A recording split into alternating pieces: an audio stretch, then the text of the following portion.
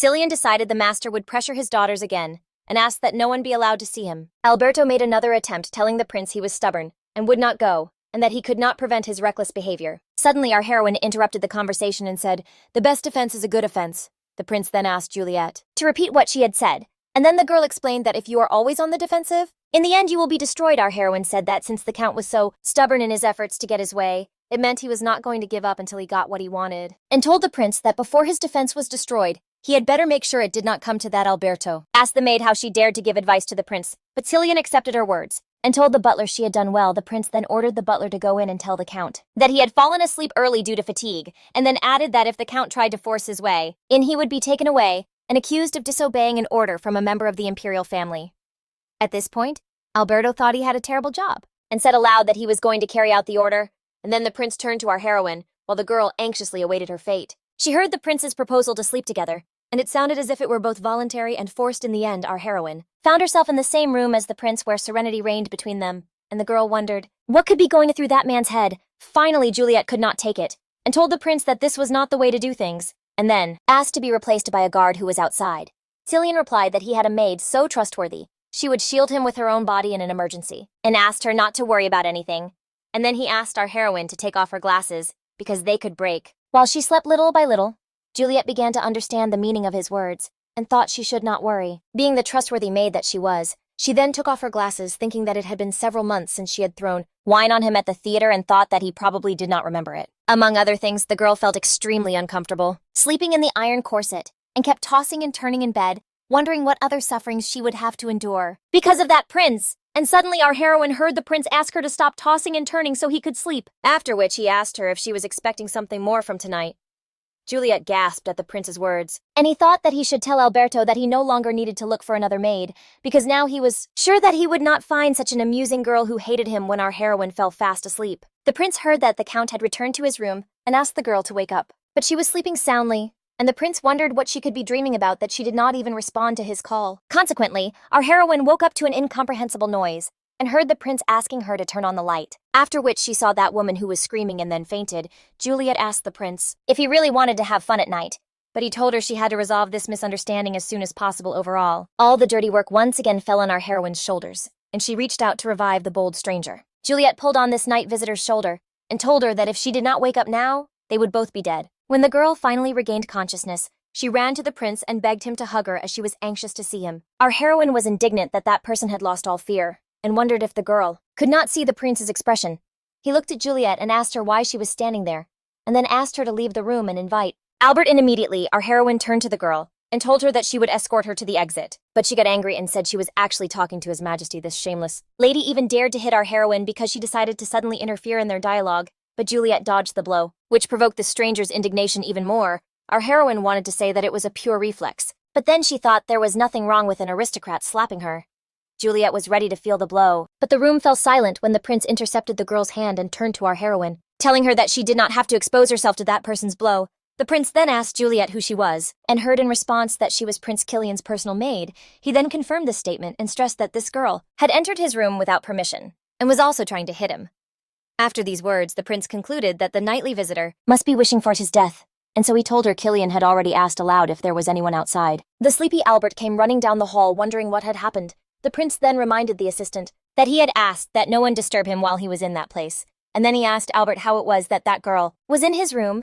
Cillian also asked his assistant how she had managed to get past security dressed like that, and even suggested in an annoyed tone that maybe it was just an unusual way for a mercenary to disguise themselves, to which Albert simply apologized. The prince then expressed his hope that his assistant had conveyed to the count that not obeying his orders would be considered treason. Cillian declared that entering his room against his orders was nothing less than an assassination attempt, and then ordered the capture of everyone in the inn. Count Vaden was already there, and began to explain to the prince that there had been a pure misunderstanding. The man explained that his foolish daughter had made a mistake out of love for his highness, and begged him to forgive them. The prince then told the count that he had not touched him because he had not known anything, but the count said he did not understand what was being said. Cillian then told him that he knew he was playing both sides between the first prince and him, and suggested that if his plan was carried out tonight, then he would betray Francisco, the first prince. Cillian admitted to the count that although the emperor supported him, he was still not interested in the title of prince. Aaron, that unlike him, his brother was actively gathering forces and accumulating power. The man asked for mercy again, and said he had been misunderstood.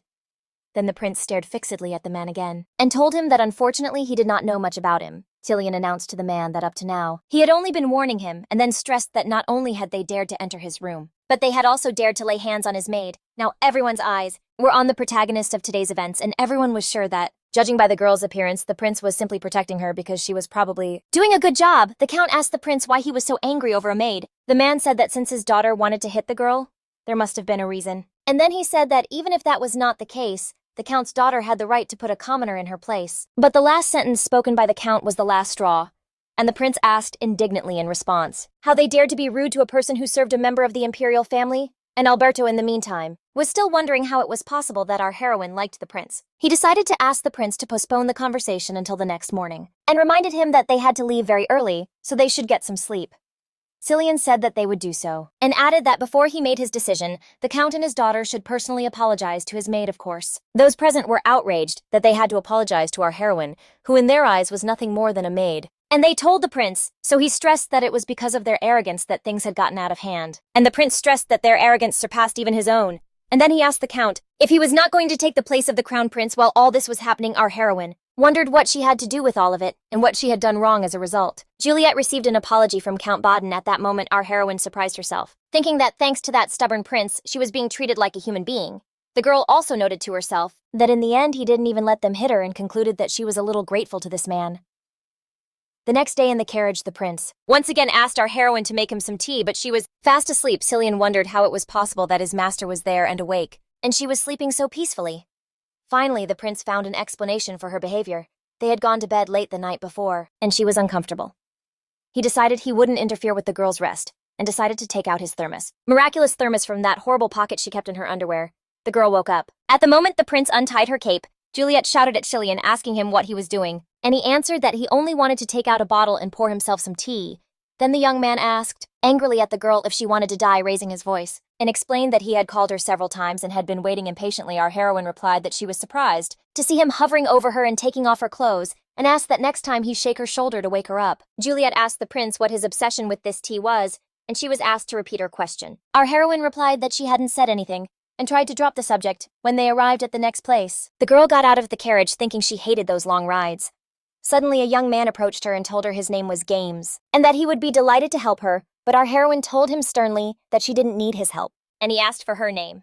In Games's eyes, this girl was the kind of person the prince valued, and thought that since she was ugly, she would be easy to seduce, and concluded that he wouldn't mind making such connections. The young man decided to go ahead with his plan and complimented Juliet's beautiful eyes, but she was indignant, because she knew they weren't even visible through her glasses. Games defended himself, saying that he really couldn't see their color, but if he looked closely, he was sure they were pretty, and he thought she was a fool for not recognizing compliments. And the next moment, Juliet heard him say it was the first time he had seen such small and hideous eyes that on the other hand were quite pretty. Albert approached the prince and told him he had brought a pair of pajamas that would fit our heroine, and asked him why he was doing it. Cillian replied that when he asked the girl yesterday why she slept in her work clothes, she told him she had never had pajamas in her life. The prince also suggested that our heroine would probably cry with gratitude to her kind and generous master. But the man mentally observed that the young knight had never before paid so much attention to his servants, whereas he treated this girl very differently. The prince also asked the butler how long he would have to wait for her things, and the butler replied that he would help our heroine now, but the prince said he would do it himself, although he didn't understand why Juliet was late, since they always had the same things. Downstairs, the prince saw our heroine in the company of Games, who greeted the prince and told him he was in charge of her protection. Then Cillian told him in response that if what happened last night happened again, and someone dared to invade his bedroom, he would fire him and send him into exile. Games reminded the prince that he had ordered them not to stay at his bedroom door, but received no reply. Our heroine soon learned that she now had pajamas for this night, after which the prince asked Juliet to be even more loyal to him, and added that it was not often one encounters a master as generous as him. Cillian stressed that he saw how grateful and moved our heroine was by his attentiveness, so he would allow her to change now, even though it was still quite a while until bedtime. But Juliet mentally stated that she had never been moved at all when she went to the bathroom. She realized she couldn't put on the pajamas while wearing the iron corset, and decided that the obsessed prince was obviously enjoying himself while mocking her.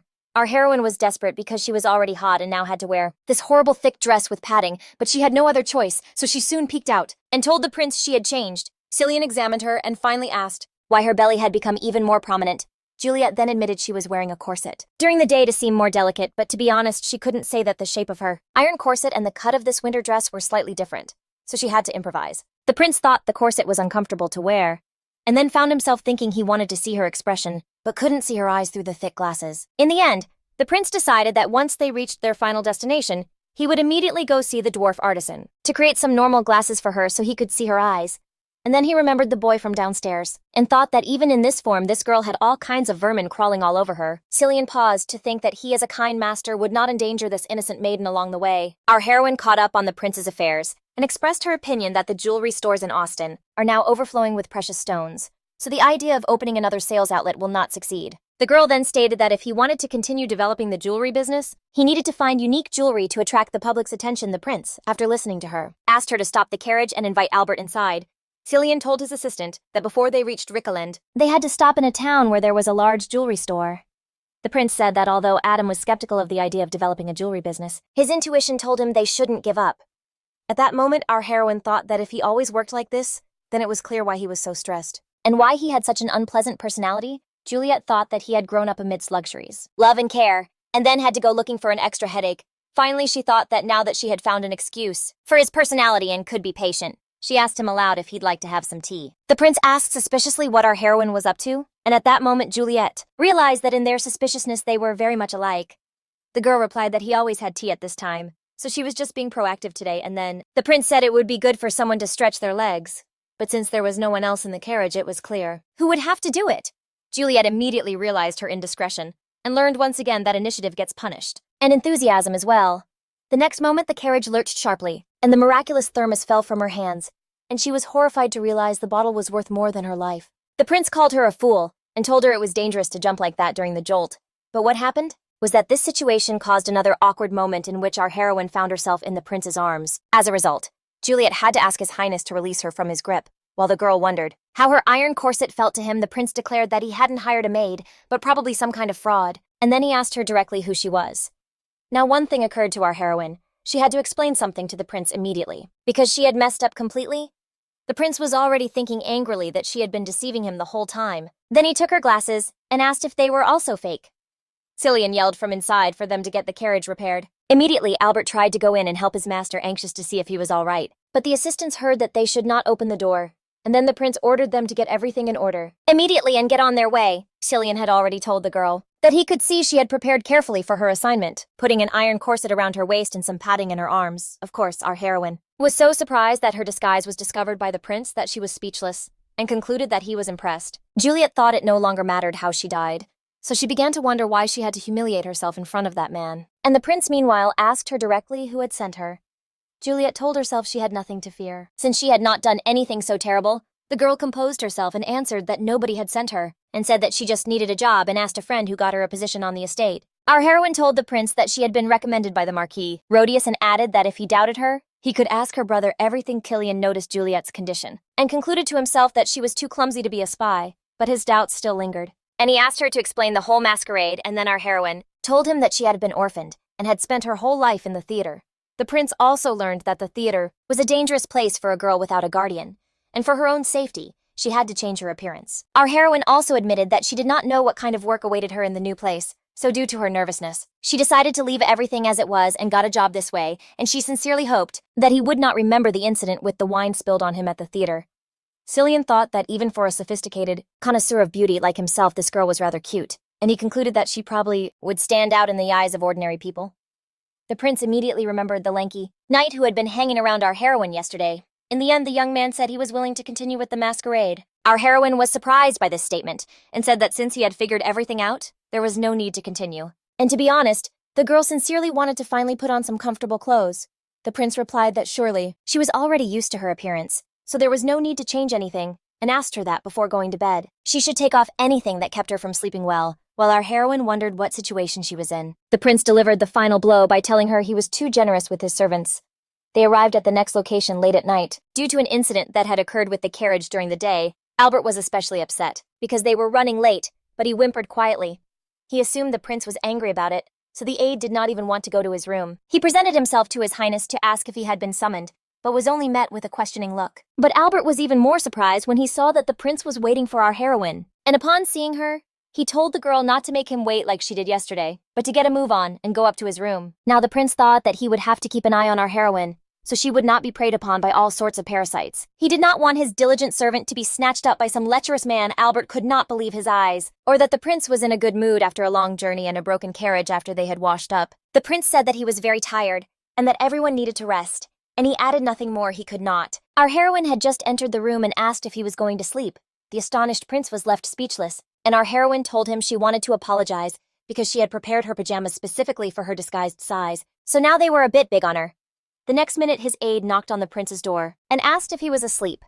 Albert told the prince that Count Adam had arrived and wished to speak with him. As soon as our heroine reached for the door to open it, the prince pushed her away and asked where she was going dressed like that, then sternly explained that in her current form, she was only allowed in his bedroom in his presence and out of sight of anyone else. The prince then said that he himself would go see the steward and told her to get changed and come out. Our heroine heard also the warning that if she showed herself in her true form to others, he would not let her get away with it. Albert heard some noises coming from the room, but did not understand why no one was opening the door. The man decided to go in to see what was happening. But the prince opened the door and told him harshly that he would be out soon, and told him to wait outside.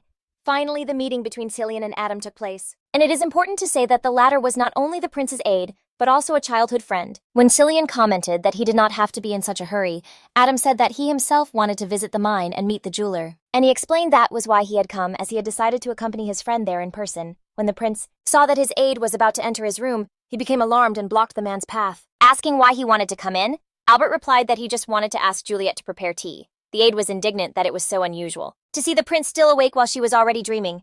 But the prince replied that our heroine was not sleeping but changing her clothes, and he ordered the other servants to serve the tea. Albert was extremely perplexed by what he heard, and for a while he could not even object. Then the prince explained rhetorically that no one likes someone entering their room when they are naked. The man felt offended, and asked the prince why he was forbidden from entering his room, when he had personally taken care of him, and had even changed his diapers.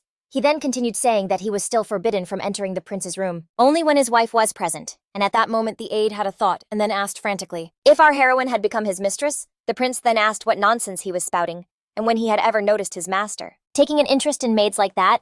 Albert conceded that it was true that until now only the maids had tried to seduce him. The man also told the prince that he had been behaving very strangely lately.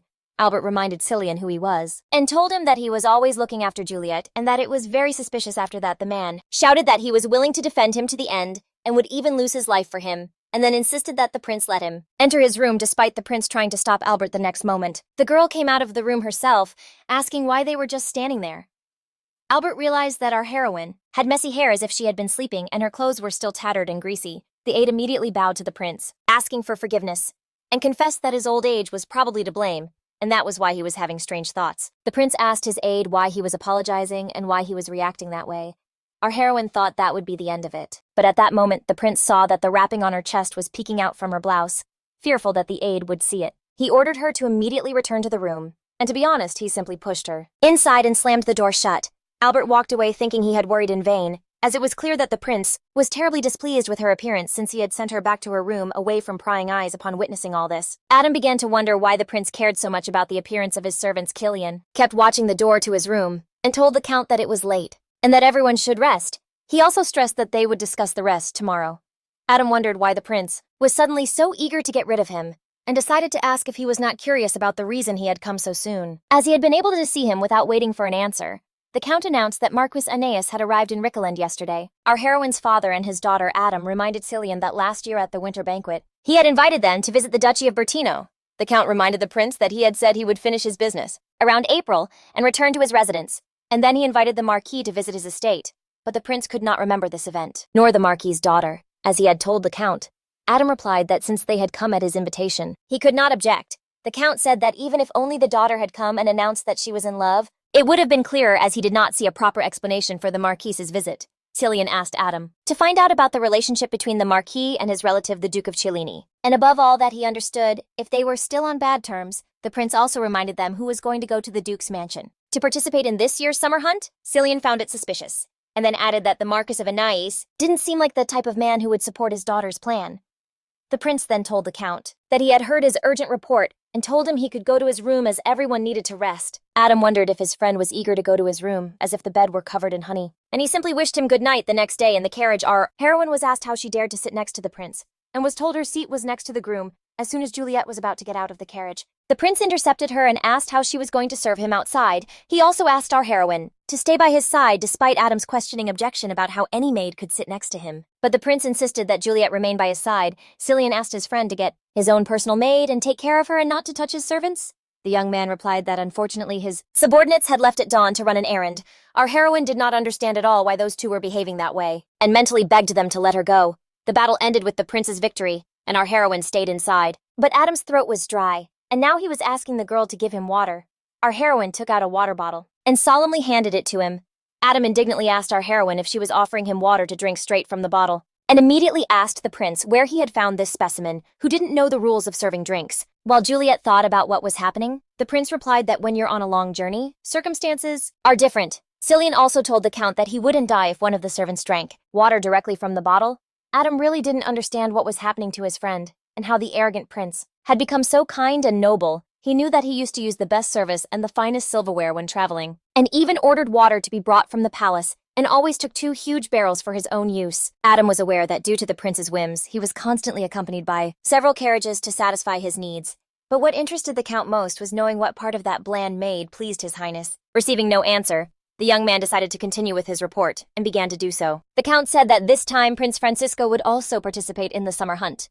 Cillian was surprised that his brother would come to the Bertino residence and even doubted it, but Adam said that it was accurate information, and added that he had to attend the event. Even if he didn't want to meet Lady Aeneas, Cillian asked his friend to tell him the rest of the changes, and then he started talking about the second reason why he had to urgently meet with him yesterday. Adam informed Cillian that according to Marquis Rodius, Duke Hin's daughter was pregnant, and only a few people knew it. At that moment, our heroine thought she had only seen such stories on TV shows, but the prince in that meantime continued to hear the news, and this time he was informed that Moira, who had previously been his favorite, had now become Duke Hin's concubine.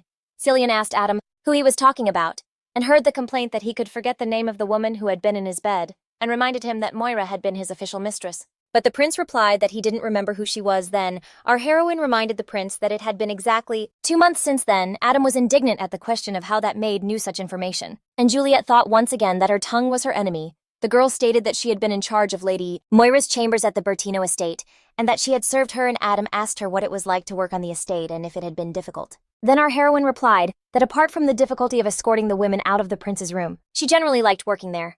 Juliet said that the prince was incomparable in everything, so her legs still ached. When she had to wait a long time guarding the door, Adam became very interested in such details, and asked directly if his friend was really that good in bed, to which our heroine said without a doubt, and added that she didn't even know it could be done for that long. Juliet admitted that on some days, even at dawn, he had finished 3 or 4 times. And in the end, she came to the conclusion that the whole process was completely different from the idea she had of it before at that moment. The prince excitedly interrupted the conversation and asked our heroine what she knew about it and how she knew about other ideas. Adam asked the prince why he was asking the girl such uncomfortable questions, and suggested that our heroine must have had her own experience to have something to compare it with. Then Juliet said that in her past life, she had seen many things like that, so she was familiar with it in theory, even though she had no practical experience. But she decided she could consider her observations sufficient, and then thought that of course, she couldn't say that out loud, so she just smiled and kept quiet. Adam was amazed at how impressed the prince was, and he realized they had been friends since childhood. But it was the first time he had seen his friend's face like that. The count knew that the prince always preferred to have a temporary relationship with a more or less suitable girl, and end it quickly. Now Adam couldn't believe that. Cillian was now actually embarrassed, and he also saw his suspicions confirmed, especially since he also reacted to every word from that maid. The count came to believe that the prince was behaving like a man in love. Finally, the next stop arrived, and they were received by another gentleman. Our heroine also got off and was now looking around, wondering what kind of shop it was. She came to the conclusion that the atmosphere was similar to a hotel. Juliet also looked nervously at the prince, and thought he was clearly beside himself in retrospect. She realized that it had been inappropriate to tell another person such personal information about the prince, when she had only meant to give him a simple compliment. Now she was wondering when and how she should apologize, and was willing to get on her knees to apologize. The prince noticed her anxiety, and told her that if she had something to say to him, it was better to do it now. Juliet acknowledged that she had crossed the line and had said something she had no right to say. Our heroine promised she would not make the same mistake again. Cillian said that he and the count were good friends and close partners, so an apology was not appropriate. The prince also asked the girl not to behave like that in front of others. The next moment, the butler approached them and said that this was exactly what the prince had asked him to do. Our heroine noticed the box and thought it looked like the ones she had seen in her time at the theater. She knew that jewelry was used as theatrical props, but not with real stones, but that they went well with the dresses, and she was always interested in finding the right accessories. The prince asked our heroine to stay by his side, and added that despite being a maid, she could help with her feminine eye. The master was immediately indignant, but now even Adam came to our heroine's defense and ordered him to obey the prince's command. The box was opened and our heroine was immediately stunned, declaring that it would be very beautiful to adorn her dress with such stones. But the girl was interrupted in her explanation. Now she realized that the place was indeed a jewelry store. As she looked around the room, she thought that no matter how she looked at it, this place didn't look like an ordinary store, and she came to the conclusion that regardless of the presence of magic, this place was far behind the modern world.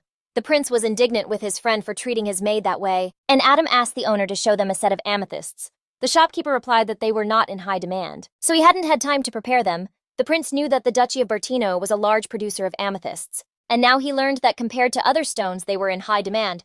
Cillian looked at the other stone, and concluded that the work was commendable, but it was far from the skill of the dwarves. The prince then asked that these stones were added to Bertino's list of master merchants. Adam reminded the prince that the Duchy of Bertino was the best supplier of diamonds and amethysts. He also asked Cillian if he should find another market for these stones, since all the jewelry stores were full of them. Adam reluctantly asked for our heroine's opinion on the matter, and added that this store was no different from the jewelry stores in other cities. Our heroine thought that she didn't know what other jewelry stores were like, so she believed she should answer that she knew nothing about it.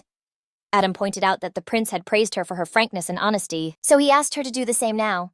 Juliet then said that the stones were very pretty, but she was somewhat confused. Cillian, for his part, silently observed the girl's responses. Our heroine began by saying that if the sellers hide what they want to sell like this, and only show it to those who want to buy it, they will reduce the number of potential buyers, because that's not businesslike. Juliet explained her point of view, stating that jewels are just a luxury, not a necessity. So to sell this type of stone, you have to build a different strategy, so that people who initially didn't want to buy anything feel tempted and make a deal. Both young men were confused by this idea, and Adam admitted he hadn't even thought about it because the traditional method could only attract a limited number of buyers. The prince went so far as to ask the girl how she had come up with the idea. Juliet replied that she thought it was a shame to hide so much beauty and not show it to anyone.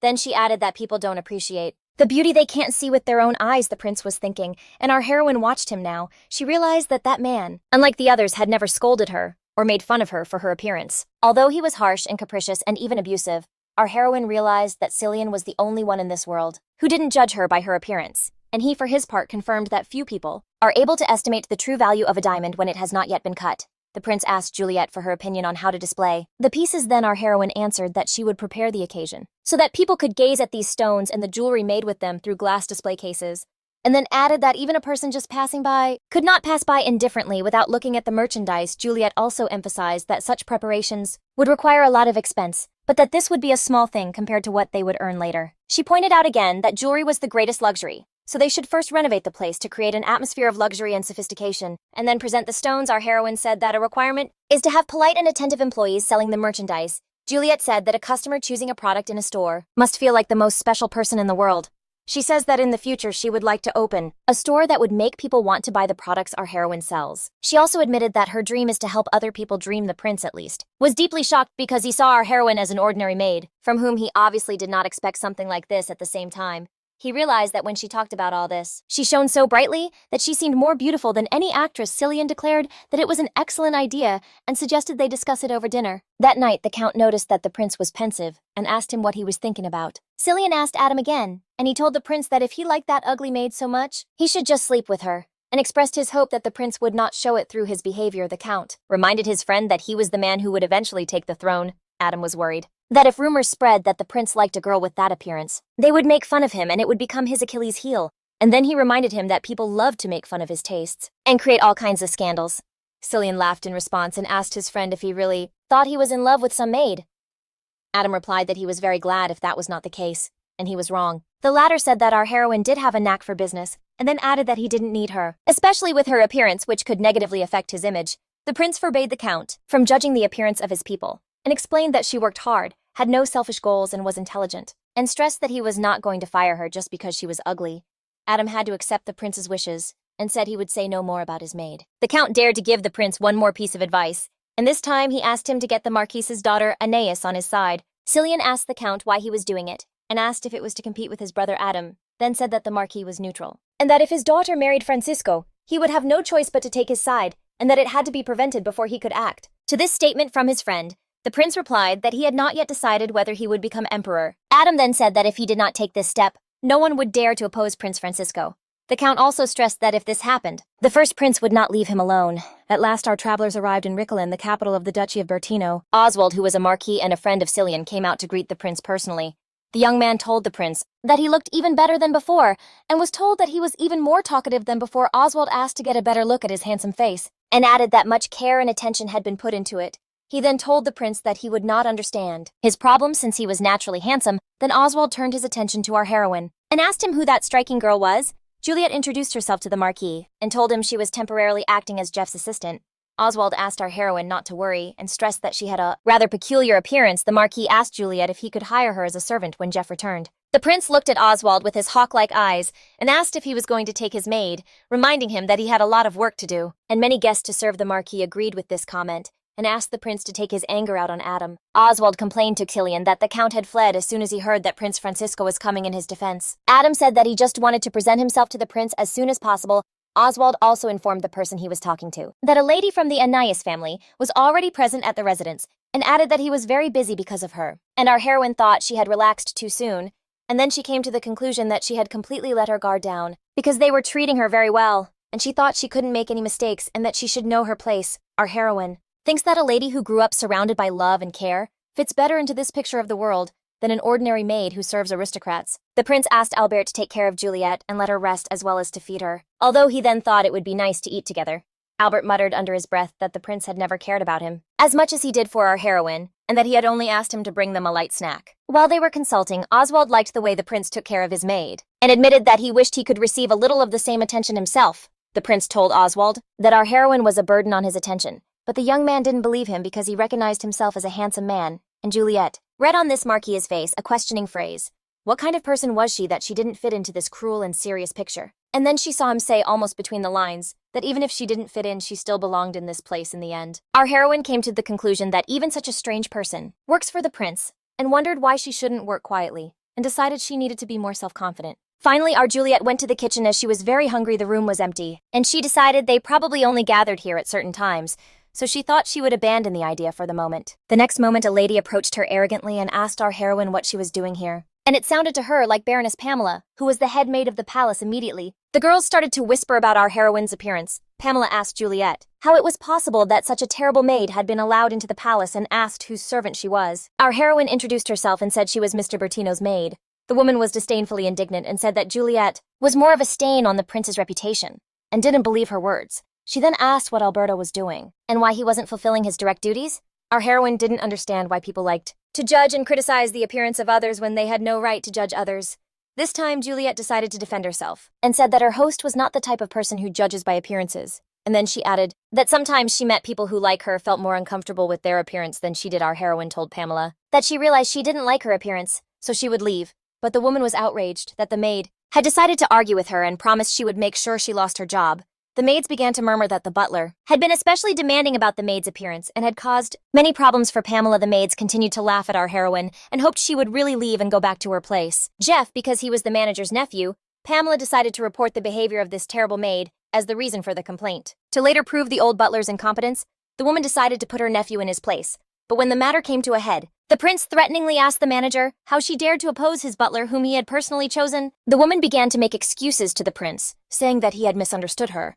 Adam decided to defuse the situation by saying that our heroine was an emergency substitute because her nephew had been injured and had suddenly left the job. Oswald wanted to know the details of how our strange maid poured hot tea on that guy, and the Count asked not to dwell on this minor incident. When Pamela heard Adam's last words, she became even more indignant. The woman began to wonder why our heroine had poured the tea on her nephew, and if it had been an accident, to which the Count said that all the details of what happened had been confirmed and there was no crime, and he added that Jeff was already recovering. But the woman did not calm down, and now wondered how it was possible to turn a blind eye to that, and stressed that she would immediately prepare another maid for the prince. Pamela also asked His Highness not to forget what she had once told him. Oswald asked the hostess to let Alberto handle the matter, and to mind her own business. He reminded the lady that she was responsible for the upcoming party, and that if there was the slightest mistake, the butler would not let it slide. The argument continued until the prince silenced everyone, asking how much longer he had to listen to this, and ordered the butler out of his sight for a moment. Let's go back to the events that happened 1 week ago, when Kristen, our heroine's stepsister, went to her mother's room to talk, but the woman told her to stop, thinking she could become the main duchess by the way we can meet the Marquise Ivana Anais, who threw our little heroine out of the house. The woman reminded her daughter of her lineage, and added that if she married well, she could increase the power of Prince Francisco the Marquis, asked her daughter if she still believed in her feudal love, even after seeing the miserable situation of her father and herself. The woman told Kristen that the sight of her stupid face gave her headaches, and asked her to leave her alone. After talking to her mother, the girl went to her father's room and told him she wanted to visit the Duchy of Bertino with him. Then she told him she had been in love with Prince Cillian since childhood, and that she wanted to see him.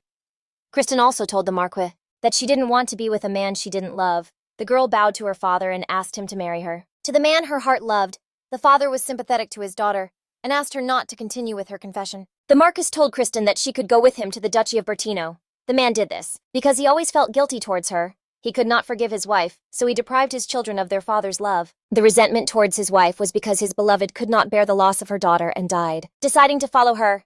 At least that's what he knew, the maid then reported. That he had tried to find out where his daughter was buried, but they couldn't find out because the woman had already died. The Marquis blamed what happened on his wife, whom he had married by contract and under duress from the Duke of Dudley. So there was no love between them while he was away. Ivana threw Estella and Juliet out of the house, and now he could only look at their graves.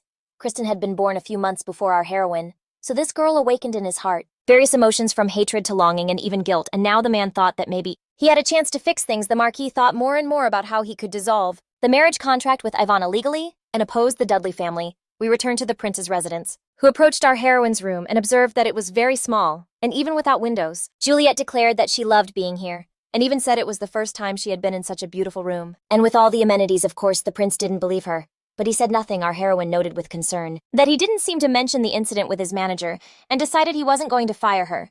She could still see the furious Pamela in her mind, who was threatening to destroy her. The prince was still thinking that he wanted to fix everything, but now he doubted if he should be happy that our heroine was satisfied with everything here. And then he came to the conclusion that Juliet was very modest and was even happier to have finally found a maid that he liked.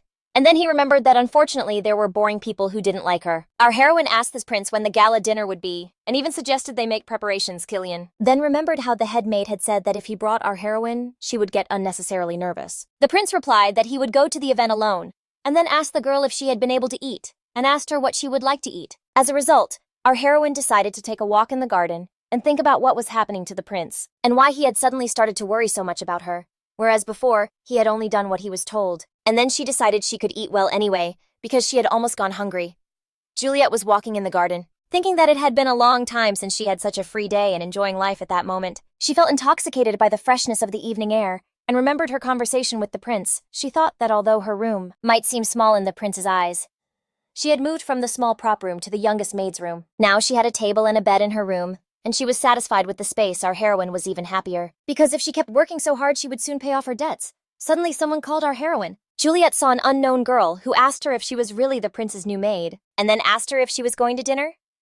Juliet noticed that the girl was not wearing commoner's clothes, and concluded that she must hold a high position like that of a head maid. The girl explained to her that if she didn't have time to eat in the servant's house, she had to go to the dining hall in the main building. The stranger explained how lunches and dinners were organized in the palace, and offered to help the girl. Our unsuspecting heroine thanked her sincerely. Juliet began to wonder who that exceptional person was, who didn't pay attention to her appearance, and thought that girl was really nice. And then she had a feeling of déjà vu, and thought that she had been through this before, but she hadn't listened to her inner voice when they passed by the entrance of the main palace. Our heroine asked why they were continuing on, and the girl told her that the entrance for the servants was on the other side. Suddenly, another lady joined their company with her face covered by a veil in front of our heroine. The second stranger complained to the first one and gave her a good slap. Juliet rushed to help her companion and asked if she was all right. The next moment, the guard arrived at the noise and a confrontation ensued. Our heroine announced that a woman had approached them and started screaming, then had hit her companion, and then had fled in that direction. The girl continued to cry and sob, saying she didn't understand what was happening either. And then to our heroine's surprise, this beaten young woman told the guards that our heroine was telling a lie. Because she had hit her then, she got up and pointed her finger at Juliet. Our heroine asked the girl what she was talking about, and even suggested it might be due to shock. Juliet asked the girl to look at her and remember that she had not hit her. But swords were already surrounding our heroine's neck. The guards asked the victim again if Juliet had really hit her, and she answered yes. The lying girl said she had accompanied our heroine to the dining room, and that as soon as they reached the main door, she dragged her and started hitting her. Then the girl turned to Juliet and told her she was the daughter of Viscount Seyster, and asked how she dared to hit her, and then added that it was unforgivable, and that she would be punished. Our heroine asked in response why the Viscount's daughter was deceiving her now. She looked at our heroine and mentally confirmed to her that she was not guilty, but that she had no other choice. The day before, Baroness Pamela had intercepted her in the hallway, and had told her that if she helped her deal with our heroine, they could get many things. Specifically, the person in charge was going to expel the butler and promised her a position as the prince's maid, and concluded that in this way they would manage to have all the power in their hands, which was what this person really wanted. Sylvia ordered the guards to take our heroine to the appropriate place. Christian, meanwhile, was courting the prince and making sure that the dinner he preferred was prepared. The girl also praised the skill of the palace cook. Christian continued to babble that on her estate, they also had a chef who prepared unique dishes and invited the prince to visit her residence someday, to the loud grunts of his aides. The prince said that when he had time he would let her know, although he wanted to decline the invitation immediately. Christian thanked Cillian for inviting her to the party tonight. She even reached out to touch his hand to show him special affection and continued, saying it would be nice if they could meet more often.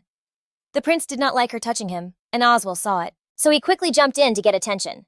The prince stated decisively that now that they had eaten, they could go to the study and talk business. Oswald emphasized the urgency and immediately decided to change the situation when they were in the study. The count praised the prince for his restraint, and for accepting the advice. Adam asked the prince to continue in the same spirit until Prince Francis arrived, because so far everything was going very well. Cillian said he was glad someone was in a good mood. Oswald reminded them that they had not agreed last time, and that things had to be done. Adam began by saying that they should follow our heroine's advice and tear down the store wall and put glass in its place, and the prince ordered them to do it in their stores. In all the cities, Cillian ordered that he be informed of everything but the aides, said they would be very busy hiring people and constructing new buildings. Oswald told his companion that he was very surprised to see all the people in the capital wearing the old-fashioned jewelry and clothes that had been popular. Last year, he began to lament the fact that no one could please their eyes with beautiful modern clothes. The next moment, the group noticed a worried butler, who immediately went to the prince. The next moment, Albert told Cillian that Juliet had been arrested for hitting the aristocrat Oswald, and Adam tried to find out the details. But the butler only repeated that our heroine had hit someone, and that it was a titled lady. Later, Albert managed to find out it was the second daughter of Viscount Sylvia. The butler told the prince that the girl had identified Juliet at the scene, so she was immediately arrested. Cillian in turn asked who dared to imprison his personal assistant. He took his sword and ordered him to come with him immediately. Adam began to stop the prince, saying it was unacceptable for the prince to go down to the underground prison for a maid. Cillian asked Adam if the person who was with him all the time could be considered a maid. The prince asked the count if he should consider each of them his servant, and asked his friend if he was tired of living. He fell to his knees and said he did not dare to contradict his highness's will, and then added that not even he could do anything because the maid had hit the aristocrat. Adam explained that our heroine had broken the law and asked the prince if he really wanted the entire aristocracy to rise up against him. But Cillian announced that everyone should calm down first, as he intended to find out all the circumstances of the case, and said there was probably another person behind the whole affair. Then he asked the count if he really wanted to die by his hand. Adam reminded the prince of his own words, that he felt nothing for the girl. The count also added that if he was willing to kill his loyal subject and close friend because of this maid, he was free to do as he pleased. The prince asked the count to stand up and warned him that from now on, he should not dare to look down on his people. Cillian told Oswald to find out more about the aristocrat who had been beaten, and everything related to her family. The young man immediately offered to persuade the girl to give another testimony, and then suggested that if the first prince was involved, the case could end badly. Our prince asked us to find out everything first, and also to consider any possible witnesses to the incident. He said it would be good to be able to find them, otherwise there would be additional problems at the trial. The prince instructed Adam to find out where Duke Martin was and asked him to bring him to the palace unseen. The butler received instructions from the prince to prepare a room for this Duke. Next to Count Adams, Cillian told the group that if their adversaries were going to make our heroine a scapegoat, they should prepare a false witness as night fell. Oswald decided to stop the prince, but he asked him not to. Oswald, for his part, asked the prince not to confuse him with the count, adding that he was not that kind of man, and confessed that he was only worried that he had not brought a sword. The Marquis also suggested the prince take a shorter path and agreed to show him the way. Cillian suggested to his friend that he must have studied all the shortcuts to escape unnoticed, and Oswald replied with resentment. He pointed out that the moonlight was as bright as the sun tonight, and said it was nice to take a walk on such a beautiful night. The young man also asked his friend to finally make a fateful decision, and then added that although the emperor was very fond of him and supported him, he had not yet presented his candidacy for the throne. Oswald also explained to the prince that if he continued to refuse, a situation like today's would happen more and more often. He also emphasized that next time he or Adam would be the victims, even if he managed to save his maid. Oswald insisted very much that our prince was going to be the future emperor, and our heroine was sitting in a cage, wondering what the Viscount's daughter wanted from her to set a trap like this. Juliet suggested that maybe she also planned to become the prince's personal maid. The girl was unspeakably sad at that moment, and was also very hungry. But she wondered what she had done in her past life to have to pay so many times now. Juliet also thought that the dog who had sent her here had told her he would save her from a hard life, so now she was calling him a bastard. All these thoughts made her fall into a kind of stupor. Suddenly she saw the prince, and immediately asked if he had come to rescue her. Juliet immediately asked Cillian if he had found out it wasn't her, and added that she didn't know the reasons for the girl's behavior. The prince then said the case was still pending, and then promised he would free her tomorrow afternoon. Our heroine burst into tears and hugged the prince, saying he was the best, and then said she really hadn't hit the girl and asked him to believe her. The prince was surprised for a moment and then hugged Juliet himself. Oswald witnessed the whole scene and was convinced once again that that maiden was not an ordinary girl, as the prince would not have worried so much about her. Our heroine asked the prince to leave. As a lot of time had passed upon saying goodbye, Cillian added that she just had to be patient, and she would be free again in the morning. Cillian visited Kristen and told him she had heard the news about his maid, so she was worried about him. The prince only confirmed to her that the news had spread quickly, and then thanked her for her concern. Then he said he was very busy and asked her to leave.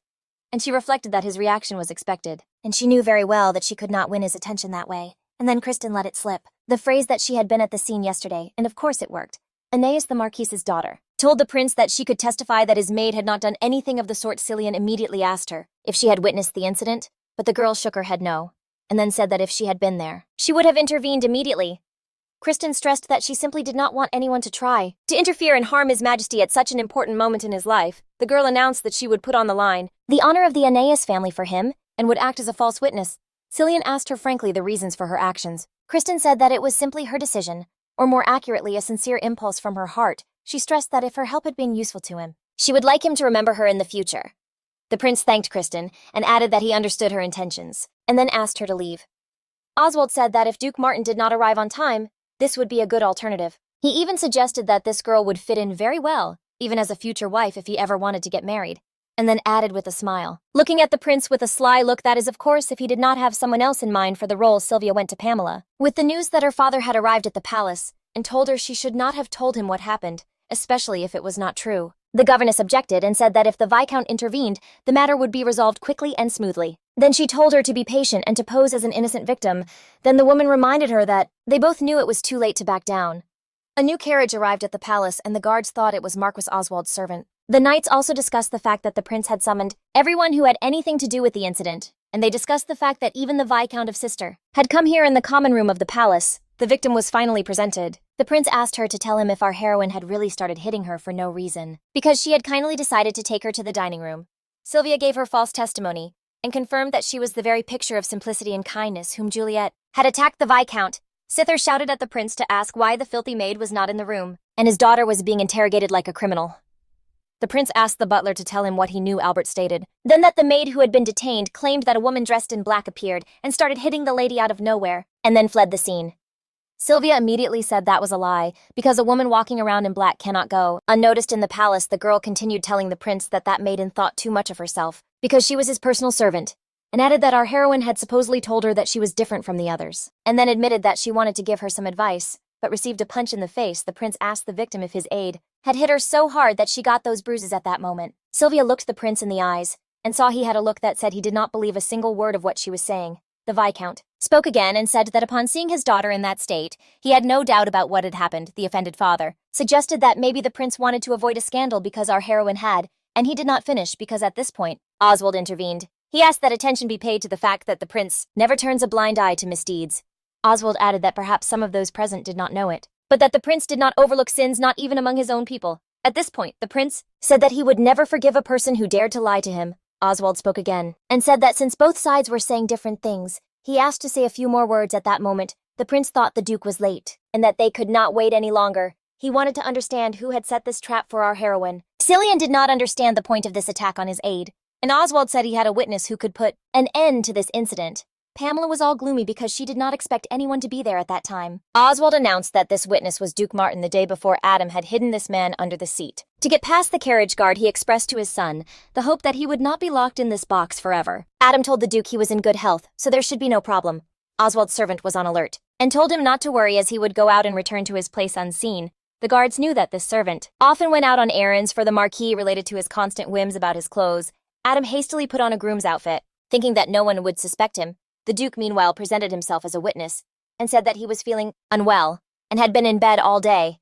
But then he heard that the prince was going to give a verdict on the incident, so he decided to come. The prince asked the man how he was feeling now, and in between said he was worried about his condition. Since yesterday, Duke Martin suggested that perhaps the long journey had tired him out next. He addressed the prince to tell him he had something to say about the event. The Duke said he had seen the knights rush to the place, so he thought the situation was resolved. and then added that he had heard a different story from what he had seen before he fell asleep. While standing by the window, he admitted that he saw a woman dressed in black start hitting another maid and then run away. Oswald asked the Duke if he understood that he was now corroborating the testimony of the prince's aide. The prince also asked if he could believe that the daughter of the Viscount's sister had been beaten by someone other than his maid, and the Duke answered in the affirmative, saying he thought the girls must have had a dispute. The prince turned to Sylvia and asked her to explain this turn of events. The Viscount asked his daughter to clarify the situation and told the prince there had been a misunderstanding. The girl then shuddered and said timidly that the night was dark and she had suddenly received a blow to the back of the neck. The prince asked her why she was giving a different testimony, whereas a moment before, she had said the exact opposite and had said she had been hit in the face and was even showing bruises. Cillian said, addressing the victim, that if she confessed everything honestly, he would let her family live,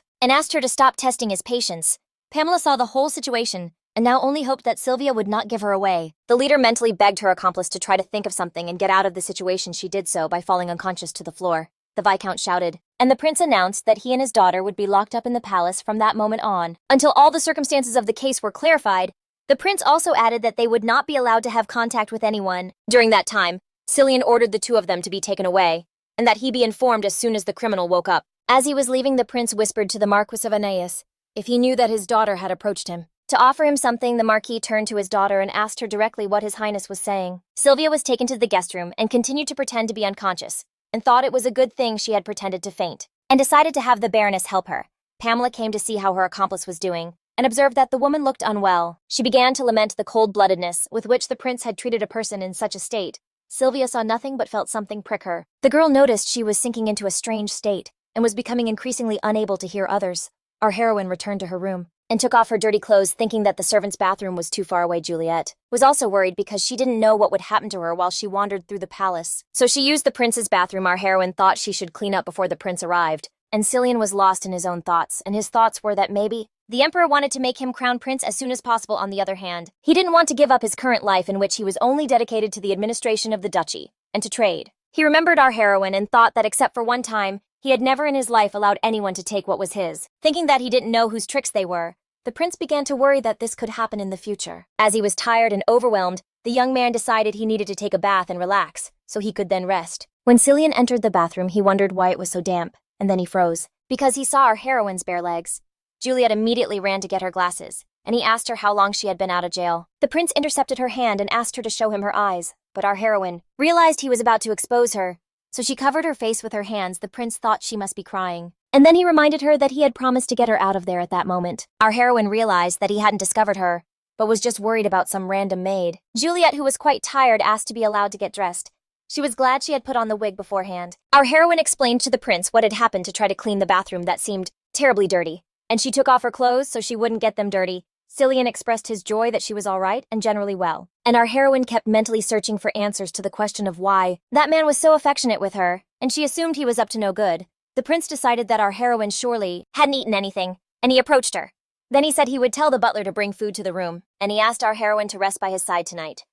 The girl sensed the danger of intimacy and considered this state of affairs strange indeed. The prince devised a preemptive plan. He wanted Juliet to be his, so she could not be taken from him. At that moment, Oswald burst into the room and announced they had an emergency. The Marquis said that Lady Seyster was having some problems with her body. Then he saw our couple, and guessed that he had arrived at a bad time. Oswald apologized, and then said that it was a very urgent matter and expressed his hope that they would understand his behavior. The young man explained that Sylvia was paralyzed all over her body, and that she was being examined by a doctor. The prince asked for Adam to be called, and Oswald ordered that a guard be assigned, a guard to the Marquis of Anais, and that he be watched. Cillian also ordered the guards around the perimeter to be reinforced, and that everyone make sure not even a mouse could slip through the gates. Then the prince asked our heroine to eat and rest. Juliet looked at him and thought how a person could change so quickly in an instant, and she remembered how a moment ago she had felt overwhelmed by a sense of danger and even thought that she couldn't imagine such a demon of a man could exist in reality. The Duke of Cillian arrived at the castle and immediately was informed of the news, so he went to see the prince. It is worth mentioning that this man was a cousin on his mother's side, and a confidant of the Emperor. Cillian told the Duke he was very busy and could not spare any time, but he only expressed his regret for not being able to come sooner and help his nephew. The man told the prince he was going to rest, and that when he was free they could meet. The Duke turned to his aide and asked him if this was the girl they had held in the dungeon. The young man answered affirmatively, and then added that a recommended maid would soon arrive. By the Countess, the Duke of Cillian was pleased, and said that he was glad they had not been delayed, and suggested that our heroine surely would not refuse his offer and to know his plans. We must go back 2 months to where a meeting took place at the Mirabelle Theater. The director of the theater was visited by the Duke himself. To speak with her? Then he asked the woman to find him a young woman with golden hair and green eyes. The director replied that it was extremely difficult to find such a girl, and asked the Duke why he needed such a candidate. The visitor openly told Mirabelle his secret. Knowing she was good at keeping secrets, the woman admitted that she had held that position for decades precisely because she instantly forgot what she had heard. Then the Duke said he needed a substitute for his daughter, and added that after his wife's death, his daughter went to a village and grew up there. Mirabelle knew about this circumstance, and knew that his daughter had no contact with other girls her age. While everyone wished for her to debut in aristocratic society, the Duke admitted that in reality his daughter was very weak and spent most of her time in bed with a book, or looking at the scenery through the window. The man supposed that if this continued, because the only heiress was sick, his duchy would be divided among distant relatives. The Duke also stressed that if they forgot about the title, after his death his daughter could be murdered by a new Duke they didn't even know. Mirabelle replied that he was indescribably lucky, because the Duke would no longer have to look for a green-eyed blonde. The woman then said that she knew a girl who would fit that description perfectly. The theater director thought this offer would be good for our heroine, and better than spending her life pretending to be a maid. Because it is easier to live as a duke's daughter even if she is not the real one, the woman told the Duke that she had seen his wife from afar when she was still alive, and had heard that his daughter looked like her mother. And the man confirmed her words, then adding that was why he wanted a girl with golden hair and green eyes. The Duke explained that it was a distinctive feature of the Aeneas family to which his wife belonged. And then Mirabelle, in response to this important secret, decided to share what she had been hiding for 10 years. She asked him if he knew that the Marquis had a daughter out of wedlock, and the Duke gave an affirmative answer, after which he added that he also knew she had died with her mother. The director replied that indeed that illegitimate daughter was in her hands, and that she had hidden her identity all these years. By order of the Marquis, and now we return to our heroine, who was outraged by Alberto's statement. The butler replied that an order is an order, and thought that maybe the prince was really sick for some reason. The man repeated that yesterday after the meeting, the prince had called him to his room, and had told him that Juliet would soon become his concubine. And at the meeting the matter was as follows. They discussed the best way to stage Sylvia's death by suicide, especially considering that this girl wouldn't be able to say anything anyway. The prince also suggested that she was clearly someone's puppet who was following her puppeteer's orders. Cillian told his partners to watch the manager as she was the main suspect in his eyes, and asked them to be on the lookout for any strange contact or activity when his brother arrived. The prince then looked at his notes and called his butler. The prince told Alberto that from now on, whenever he was alone with our heroine in his room, he would not be allowed to enter without notice. Cillian also said that when they returned to the mansion, he would give her a place in the castle, and asked the butler to make the necessary arrangements for her. The man bowed, and said he would do as the prince asked. Now Alberto told our heroine that as soon as this happened, her new title would be officially announced, which left the girl stunned. Juliet stopped the horses, and said that she really didn't want any of that, which surprised the butler, who immediately began to wonder why our heroine was rejecting such an opportunity. Our heroine explained to the man that she was on the estate as a servant, the prince's personal servant, and that she had seen everything that could and could not be seen. And then she asked the butler if he really wanted something to happen between them, like what happened before. In those rooms, Juliet has already told Albert 3 times that young people nowadays are very fast and so on, but she doesn't like it at that moment. The butler thought about how he would report this to his master, and even suggested that he would remind the prince of the way he lived before. Albert turned to our heroine, and told her that he understood what she wanted to say, and then added that His Highness was away on a business trip for a hunting competition, and offered to discuss everything as soon as he returned. And the girl at that moment wondered if her refusal would play any role in resolving this matter. The girl remembered again how she and her mother were thrown out onto the street, and thought that she was not happy with any title. Our heroine expressed her hope that the prince could be persuaded, and then added that otherwise she would have no choice but to submit. Juliet also asked the butler when the prince would return, and learned that he had to inspect all the hunting grounds, and would be back tomorrow afternoon. Now our heroine realized why he had been so kind to her lately, and began to wonder if that was the way he wanted to force her to become his concubine. Juliet was also sure that if that stubborn prince had decided something for himself, it would be impossible to convince him otherwise. And so the girl reached the point where she decided to flee the palace. The Duke's assistant noticed our heroine, and told his master that perhaps the very maid they were looking for was passing by, confirmed that it was indeed the girl he had seen in the county of Baden. The man analyzed the situation and tried to understand why she was leaving the palace. While the prince was out with his entourage exploring the hunting grounds in any case, the Duke decided that now was the perfect opportunity for him. So he stopped, and invited our heroine into the carriage. The man said they were on their way, and decided to give her a ride, for which our heroine was grateful. The Duke also told the girl that he had been wanting to talk to her and suggested that perhaps this was a twist of fate, and then added that he had heard from the theater director. Juliet was very frightened, and wondered why Maribel had betrayed her and was trying to sell her to that old aristocrat, even though she was paying her debt on time, and the Duke at that moment told her he didn't know what she was thinking but that she shouldn't be afraid of him. The next moment, our heroine heard that he was willing to offer her a job that couldn't even compare to her current one working as a maid. Juliet tried to clarify the situation and asked if she understood correctly that she was to play the role of his daughter who was entitled to all rights. As the sole heiress since he was in poor health, the Duke realized that our girl was intelligent and explained that it was the time for aristocratic events, and it was necessary for his daughter's debut to be a success. And to do everything possible to be accepted as the family heiress for this, our heroine was to receive a handsome sum, and Juliet figured that with that money, she could pay off all of Maribel's debts and even open her own shop. Our heroine thought that perhaps luck had turned in her favor, so now was not the time to be afraid. And back down, consumed by fear, the girl asked the Duke to sign a contract with the conditions, as well as the exact date and amount, and the addendum that she would suffer no harm once the transaction was completed. Our heroine agreed to this venture because she realized that once she fulfilled this role, she could finally enjoy a free life.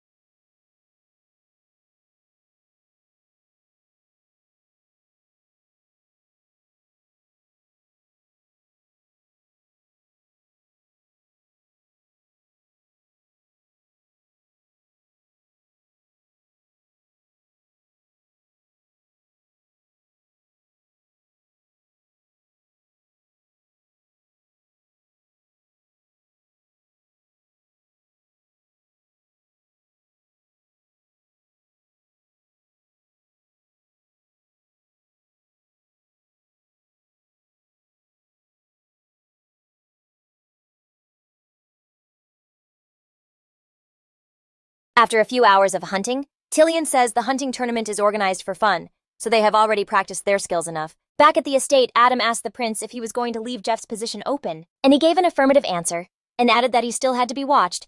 The aide then suggested that Cillian still suspected the Baroness. Pamela was a key figure in the plot. The prince explained that the woman might think Juliet was aspiring to her nephew's position, so he decided to keep his enemies close. He wanted to understand if the Baroness had done it for her own selfish reasons, or if she had been rewarded by someone else, so he considered it necessary to follow the woman until the end of the Oswald case. He was very frightened to see such a smile on his prince's face. And then Cillian added that, when they returned to the palace, he intended to give Juliet an official position.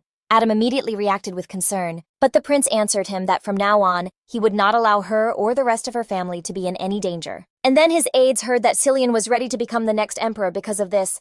Adam and Oswald immediately bowed before their lord, and both declared that they would sacrifice their lives to place the emperor's golden crown on his head. As soon as Cillian expressed his desire to protect Juliet, a knight entered the room with an urgent message from Albert, and the prince learned that Juliet had disappeared, which caused him indescribable rage and confusion. And then he suggested she might have been kidnapped by people conspiring against him.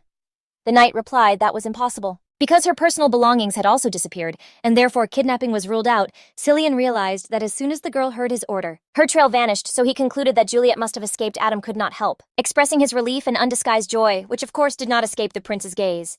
Meanwhile, our heroine approached a house. She knocked on the door and told the owner that she had been sent here by the Duke of Ciallini. The woman dragged the girl inside the house and ordered her to take off her hood. Upon seeing Juliet's eyes, she came to the conclusion that she could trust her. To play the role of the Duke's foster daughter, the woman introduced herself to our heroine as the younger sister of the Duke of Ciallini and the wife of Marquis Raban. Then she explained to the girl that she would stay in that place for 2 months and would receive training in everything necessary to become the perfect daughter of the Duke and debut as Iris. The Duke's sister did not forget to remind our heroine of her place and asked her not to forget that she would never become a true daughter of the Duke. Juliet was clear that she was very fond of her niece, but it made her uncomfortable that the woman showed her discontent with her so openly. Our heroine explained that she herself rejects this idea and that she is not going to create unnecessary problems. For herself, the girl stressed that as soon as this case was over, she wanted to receive the promised amount from the Duke and go far away from here where she could live a free life. Juliet rhetorically asked the Duke's sister if she knew how a bastard daughter who had lost her parents like her could survive. She answered immediately that it was only possible because she knew her place. And then she pointed out that she understood her role in this case and simply expected a decent reward for her participation in it. Cillian continued searching for Juliet, and now listened to the knight's report, who said they had searched the palace and the city, and had checked the list of those who had come and gone several times. But the missing girl was nowhere to be found. The prince asked for the names of all the people who left the palace, regardless of their status. The knight took out the register and announced that apart from those who had gone hunting, only a maid who had gone on vacation, 2 knights of the guard and the servants had left the palace, in charge of the food. Then the name of the Duke of Cellini was mentioned, and the prince became interested in him and asked the guard if there were any outsiders with him. The knight replied that his servants traveled outside the carriage, and then he remembered a detail, and Cillian learned that traveling inside the Duke's carriage were his aide and a hooded girl with golden hair. Oswald interrupted the conversation and confirmed that Duke Cellini had arrived yesterday with only his aide and his coachman. The prince went to visit the Duke in the middle of the chase and started the conversation by saying that he was leaving the palace today, and the man hurried to say that he had gone to look for his daughter, and that he had then taken a look around the neighborhood. Cillian casually mentioned that the Duke's daughter was debuting this year, and asked how she was doing because everyone knew the girl was in delicate health, and that's why she lived in the countryside. The Duke replied that his daughter was now perfectly fine, and the prince said he was eagerly waiting for the day he could see her when the man was about to leave. The prince asked again, casually, who the golden-haired girl sitting in his carriage today was. When he had come with only one assistant, the Duke replied that he had seen a maiden walking towards the main entrance, so he decided to give her a ride, because she reminded him of his daughter. The Duke added that if these questions were related to the disappearance of his maid, then this girl was definitely the wrong person, and in turn asked what Juliet had done. The prince replied that she was innocent of everything. She was simply on the verge of death due to a conspiracy by unknown people whose identity they had not yet established. And being the only one who could help find the criminals, she suddenly disappeared. Cillian expressed his concern that she might be involved in another incident, and the Duke said that the maid he had given a ride to got out of the carriage as soon as they reached the city, and added that the coachman could confirm it and give the exact place where she got off. The prince at that moment thought he had heard the perfect answer, not even a little doubtful, but for some reason, the whole conversation unsettled him a little later. Cillian decided to find out Oswald's opinion on the matter, and the young man replied that the story with the blonde confused him because it was strange to wear a wig that would attract a lot of attention from others. Oswald added that golden hair is very rare, and that he even wondered how an ordinary maid could get such a wig. Adam suggested that perhaps someone had helped our heroine escape, and the prince said to find out if there was any maiden with golden hair. He also ordered a search for a girl with similar features at the place where Duke Cellini left her. He was left wondering what our Juliet was really like. The girl learned that she would have to wear a wig again, and was upset about it. But the Duke's sister explained to her that upon leaving the palace, the guards noticed her golden hair. The woman said that now the prince's people are desperately looking for a girl with such features, and asked our heroine what she had left behind if this was happening now. Juliet understood what this woman knew, and also found it very funny that the prince was looking for a maid who had rejected him. Our heroine answered the Marchioness that she didn't know what was happening there. But before leaving the palace, she was about to be executed on false charges, so she assumed they were perhaps looking for her because of this case. The Duke's sister hit Juliet with a folded fan, and commented that she was showing her country habits again by throwing her arms from side to side. When she should be behaving like a duke's daughter, the woman damningly expressed hope that before leaving for the land of Cellini, our heroine would correct her terrible habits. The Marchioness now considered her plan even more dangerous in relation to the prince's search, and asked that she be temporarily called by another name, the Duke's sister. Remembered how her niece had asked to keep her position in Tilia, reminding her that she had spent her whole life there.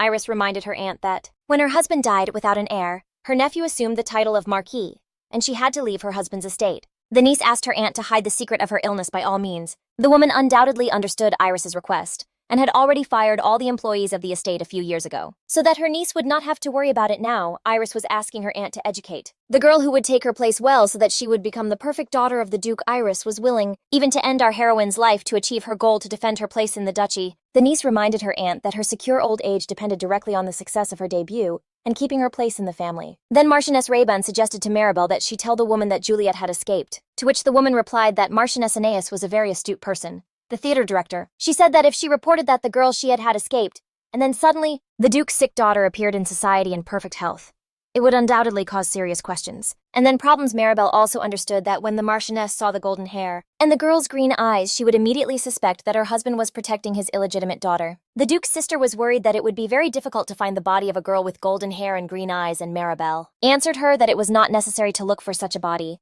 The woman explained that in the Verbatim Entertainment District at the establishment under the Angel's Wings, they did anything for money and could find anyone. Maribel stressed that even if they didn't find a suitable person, the body itself could be mutilated until it was unrecognizable to Marchioness Raybun. Her head now ached from the sacrifices their plan required them to carry out, but on the other hand, she realized it was the only solution to the situation, so she decided to start preparing the body. The Duke's sister noticed several papers with drawings among our heroine's belongings, and decided the girl was simply messy. When the woman had prepared what was necessary, she called for Juliet to explain how their plan would be carried out, and she became indignant again at the girl's habits, reminding her that aristocrats do not behave that way.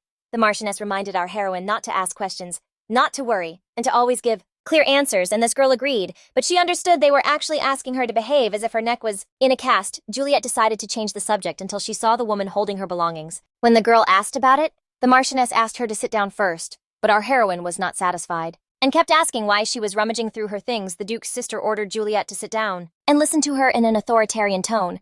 The girl replied that even though she was playing the role of her niece, it did not mean her personality had to disappear.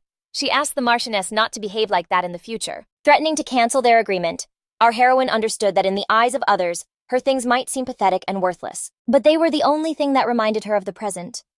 The Marchioness threateningly asked the girl if she really thought she could leave in the middle of the job, knowing everything, and then added that they needed a body to throw dust in the prince's eyes. Seeing the questioning look on our heroine's face, the Marchioness explained that Prince Bertino was not calming down and was searching for her ever more diligently, so they decided to take more drastic action. The Duke's sister praised the girl for her cunning in signing the contract with her brother, and then said that if the Duke wanted to, he would simply burn the miserable piece of paper. Our heroine realized she had been reckless and reminded herself that this was not a modern world where everything could be as she wanted, and she realized she must never let her guard down. The girl apologized for what she had said and admitted that she had acted on her emotions. Juliet explained to the woman that she didn't like her things being touched without permission, and reminded her they were in the same boat. The Marchioness suggested they drop this conversation for later and get down to business. She said she needed her work clothes, and then started asking about how she disguised herself. While working for the prince, the Duke's sister told the girl she had to prepare a body as similar as possible, so she needed to know all the details. Juliet replied that she shouldn't worry about her physique because the prince had known for a long time that she disguised her body. And the woman asked anxiously if he really knew her true identity. Our heroine answered that the prince only knew she had a typical girl's physique and terracotta hair.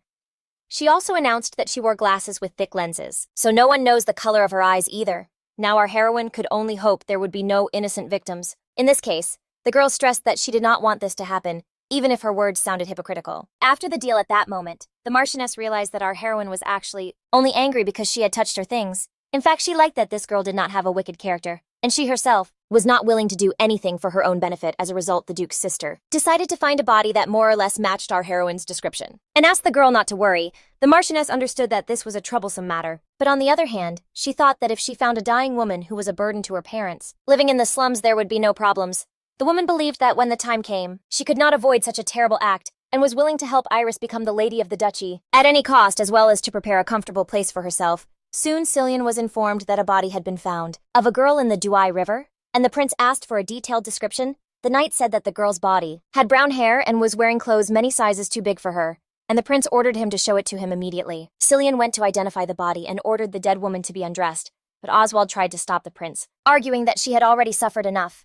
But Cillian said he had some premonitions and added that there were many similarities, but that it was not Juliet. Adam began to insist that whether they believed it or not, that girl was indeed the missing maid. He reminded the prince that she had been hiding her body and wearing clothes several sizes too large, and that only he knew this.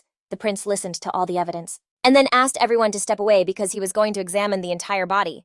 But the butler was worried and even asked to be punished because he was to blame and had realized Juliet's disappearance too late. Adam began to ask the prince not to touch the body himself and said he would bring a maid to undress her. Albert was deeply affected by the fact that the maid's death had shocked his young master so much, and told the prince so through his tears. The prince examined the body and declared that it was definitely not Juliet's. Adam asked him if he had noticed any difference, and Cillian confirmed it, adding that only he could recognize her. The prince said he had met her long before she came to work for them, and now he remembered where he had seen her before. Cillian ordered the servants to bury the girl according to tradition in a sunny place. As a maid who had worked for him, Oswald was glad the prince had finally handed over the body. But Adam did not understand how his friend had learned to use a sword, if he could not stand the smell of blood and was afraid of dead bodies. Oswald replied that he was sophisticated in everything, and that such things should not even be asked of him. And then he wondered if the prince was okay, because even the memory turned his stomach. Adam asked the prince if he was sure it was not Juliet, and suggested that perhaps he was just being hopeful. But Cillian replied that their bodies were very different. He suggested that even though the body was very swollen, the arms were much thinner than Juliet's, and the shape of the hips and the length of the legs were different. The prince also mentioned the mole that our heroine had on her chest, which was absent on this dead girl. Cillian came to the conclusion that someone had set it all up and had even tried to hide her whereabouts using such methods. So he decided to stop actively searching for our heroine for a while. To avoid any unforeseen actions from the enemy, the prince asked Oswald to find out everything about Juliet's past before she came to the estate, and Adam asked him to keep an eye on Duke Cellini. The aide recalled that the Duke's answers were impeccable, but the prince said that was only at first glance, and added that his one visit to Bertino made him suspicious. Adam pointed out that no one knows his political affiliation, and that is probably why he keeps a low profile for his daughter's sake. The prince added that he had observed that the duke was not going out of his way to put his daughter in the empress's place, unlike others, and that for this reason he had special suspicions about him. So he asked his aide to find out this man's weakness as soon as possible, that is to gather all the information possible about his heiress. The duke's sister and our heroine were leaving the city under false names, and the knight announced on an innocent pretext that they had to inspect all the carriages. The marquis informed the knight that a tragedy had occurred in the family of the lady he was accompanying, and that they were returning to their estate. The young man met our heroine's eyes, but of course he suspected nothing, and then he apologized for the delay and wished them a good journey. The marquise was worried that they had drawn attention to their departure from the city, and asked Juliet not to show her face to anyone until they reached Tilia. Finally, they arrived at the estate of the Duchy of Cillian. Located in Tilia, the marquise asked the butler if anything had happened in her absence, and the young man reported that everything was fine and that Lady Iris's condition had not worsened. When the duke's sister learned that her niece was recovering, she became very happy and immediately decided to visit the girl, and asked our heroine to get ready and go to them with a maid. Juliet decided to ask her aide what kind of person Lady Iris was. As the maid remained silent, our heroine assumed that the girl simply did not want to be bothered. Suddenly, the maid spoke up, saying that the young lady was beautiful, intelligent, and elegant, and added that if she were in good health, she would be perfect. Our heroine thought she did not expect to hear anything else, and even felt sorry for the girl because she would have to hide while playing her role. Suddenly, the maid approached our heroine and whispered to her that she should not become her mistress's enemy and act rashly, and that she should not want what she was not entitled to. Finally, our heroine went to see the duke's daughter, and Iris approved of her aunt's choice, asking her if they really looked alike. But she decided to answer Juliet, who said that they not only look alike, but they have the blood of the same family. Iris smiled and said that tomorrow she was moving to a country house, and warned that even if she hid, she could not hide from the eyes of the workers who often came to her house. The duke's daughter suggested that this could be their first and last meeting, and added that they were not on good terms to be friends.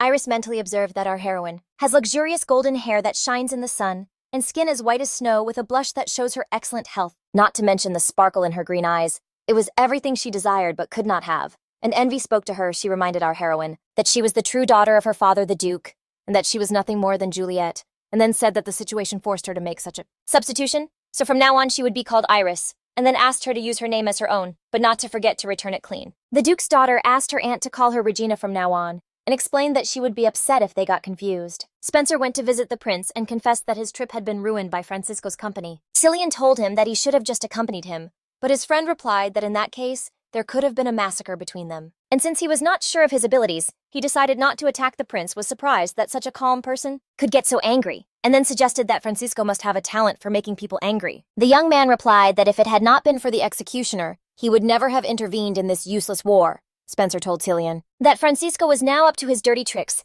and he was afraid to even imagine what would happen when he became emperor, assuming his head would be the first to fall. The young man came to wonder why the first prince was late when he was supposed to be there. And the prince suggested that perhaps he had gone to the outer palace where Lady Aeneas was. Cillian reasoned that if we exclude the daughter of the Duke of Cillian, who is of the most suitable age to marry, then Lady Aeneas holds the highest place. He recalled a prophecy that said that only marriage to the most powerful girl in Austerin would allow the prince to become emperor, and suggested that his brother must be desperate to believe those charlatan words. Spencer reminded the prince that the empress valued this soothsayer, and asked him not to dismiss his words as he had predicted many things correctly. Cillian was not going to believe him just because he reported some minor events. What worried the prince the most was that he had not predicted the attack on the empress, which made him completely doubt his honesty, as it was an event of great importance. Cillian remembered the day very well, when they had to take a long carriage ride to repair the magic portal. Cordelia, who was the Empress of Austerin, traveled with the prince and even regretted that his mother was not with him. Because she was sick, the empress's aide accompanied them, who was also kind to the second prince, and tried to make the journey easier for the child when they were attacked. The empress was sure that her knights should have dealt with the villains because they were in excellent shape and had excellent skills, but then they lost to the robbers and paid with their lives. The empress decided to hide Cillian in any way possible, and her aide asked the boy to be patient and suggested he sit in a box. But Cordelia replied that those mercenaries were of a completely different level, so they would look in this compartment first, as they would undoubtedly be looking for a child. Then the empress spoke to the little prince and reminded him that she loved him very much, so much that she was willing to do anything for him. She hugged the boy and added that what she was about to ask him to do would be very difficult, and then explained that it was necessary to save his life. Cordelia asked Cillian to put his pride aside for the sake of survival, because only then could he grow up and become emperor. And then she made him promise that he would be happy doing what he loved. When the mercenaries attacked the carriage, they found 2 women in it, and Cordelia asked their leader who had sent them. The man asked her why she wanted to know when she had little time left to live, The Empress said she understood that she did not have much time left to live, so before she died, she wanted to know who had dared to take her life. Cordelia also suggested to the mercenary that he not answer this question, but instead let her handmaiden go alive. The man replied that he could not do that, because he had received clear orders to kill any insect that was present at the site of the attack. The Empress then asked for the client's name, and even suggested that it was the work of the Duke of Dudley, and received an affirmative nod. Cordelia thanked the mercenary for his honesty, and expressed her joy at not dying at the hands of common thieves, and asked him not to touch her body. The mercenary replied that she should not worry about that, because they were not into that sort of thing, and would not allow it. After which the Empress replied that she believed him, and that she was ready to die without resistance. Someone reminded the chief that the prince and the second concubine were not with them, but Cordelia replied confidently that they had returned to the palace because they were feeling unwell. The attackers examined the carriage and found it empty. The mercenary first killed the Empress's aide, then told Cordelia that she would not be alone on her journey to the other world, and regretted that the second concubine and the prince were not in the carriage. The Empress's carriage was discovered only 2 days later when they began to search the area. They realized that the prince's body was missing. Cillian and even suggested that the boy might have been kidnapped when they started to move the dead. They found the prince huddled and sleeping under the Empress. The knights presumed that the Empress had hidden the prince under her dress, and that the dying handmaiden had fallen to her knees covering the heir. Cillian then followed Cordelia's instructions, who asked him not to make a sound and not to leave because the mercenaries might be somewhere nearby. The memories of his childhood still stirred the prince's mind, and he often woke up sweating, returning again and again to those days, and sinking into the fear that he would never be able to get out of there. Now he realized that the Duke of Dudley had a reason to have killed the Empress. At that moment, it was about the son of the Duke of Dudley's eldest daughter, who had been the Emperor's first concubine, was named Francis, and the Duke wanted him to assume the position of prince, heir, and seize power to prevent the Duke from endangering Cillian's life. He said he was not going to be the heir, but now the prince was not going to hide and stand idly by, while danger loomed over the heads of his family. And our heroine was told some of the rules of life on the estate, through which she learned that all the servants had left with the Duke's daughter. The servants who will be with her are temporary, and have been sent here from the Duke's main estate. To dispel some of the others' doubts, this particular servant was sent here to show how the Duke's healthy daughter lives in Tilia. The Duke's sister also announced that everyone would be told that her health was improving as the debut approached, and the woman asked the girl not to show her healthy appearance to others, and Juliet was just waiting for a suitable occasion to return to her room and relax without understanding how those aristocrats could lead such a terrible and suffocating life. The next day, our heroine woke up in a good mood and went out to the balcony to greet the new day. But the Marquise immediately dragged her by the hand into the room, yelling at her for her indiscretions. The woman explained to Juliet that Lady Cellini could not go out on the terrace in such a terrible state in the morning. Consequently, our heroine and her maid received a good spanking before they could wake up. The Marquise could barely contain herself, and explained again that her niece had always been a sickly child, and that she was simply physically incapable of being so cheerful in the mornings, and she asked our heroine not to leave the room like that, as she was eager to get out of bed as soon as possible. The woman also complained to our heroine that her behavior had given her a headache in the morning, and told her to call her aunt. The Marquise pointed out that she and the real Iris had different physiques, so it would be difficult for her to visit the tailor from whom her niece had ordered her clothes. The Duke's sister asked the maid to make sure that Regina did not place new clothing orders, and said that a new designer would have to be found. The maid reminded the Marquise that her niece had never denied herself anything, so there could be problems. And the woman replied that this time she wanted to do it herself, and for there to be no hysterics. The maid knew that Marquis Raban was not a pleasant person, but he always took care of his niece. The girl noticed that her encounter yesterday with Iris had been completely different, and wanted to understand what changes had occurred in the woman's soul. And Francis was outraged at the behavior of Kristen, who had come to Bertino because of the villain Cillian, and that was why he also had to come here. The first prince also wanted to understand why the Duke of Cellini had come to Bertino, and even suggested that he intended to support the candidacy of his rival Marcus Marius. He reminded the prince that this was the duke whose title was hanging by a thread, and that in his opinion, this man would not interfere in the war as he was unstable due to his daughter's illness. Francis commented that he was not going to marry a sick girl who was incapable of having a child anyway. He even thought of going to Tilia and finishing it once and for all, after which Kristen would occupy the highest position among the brides, aristocratic brides.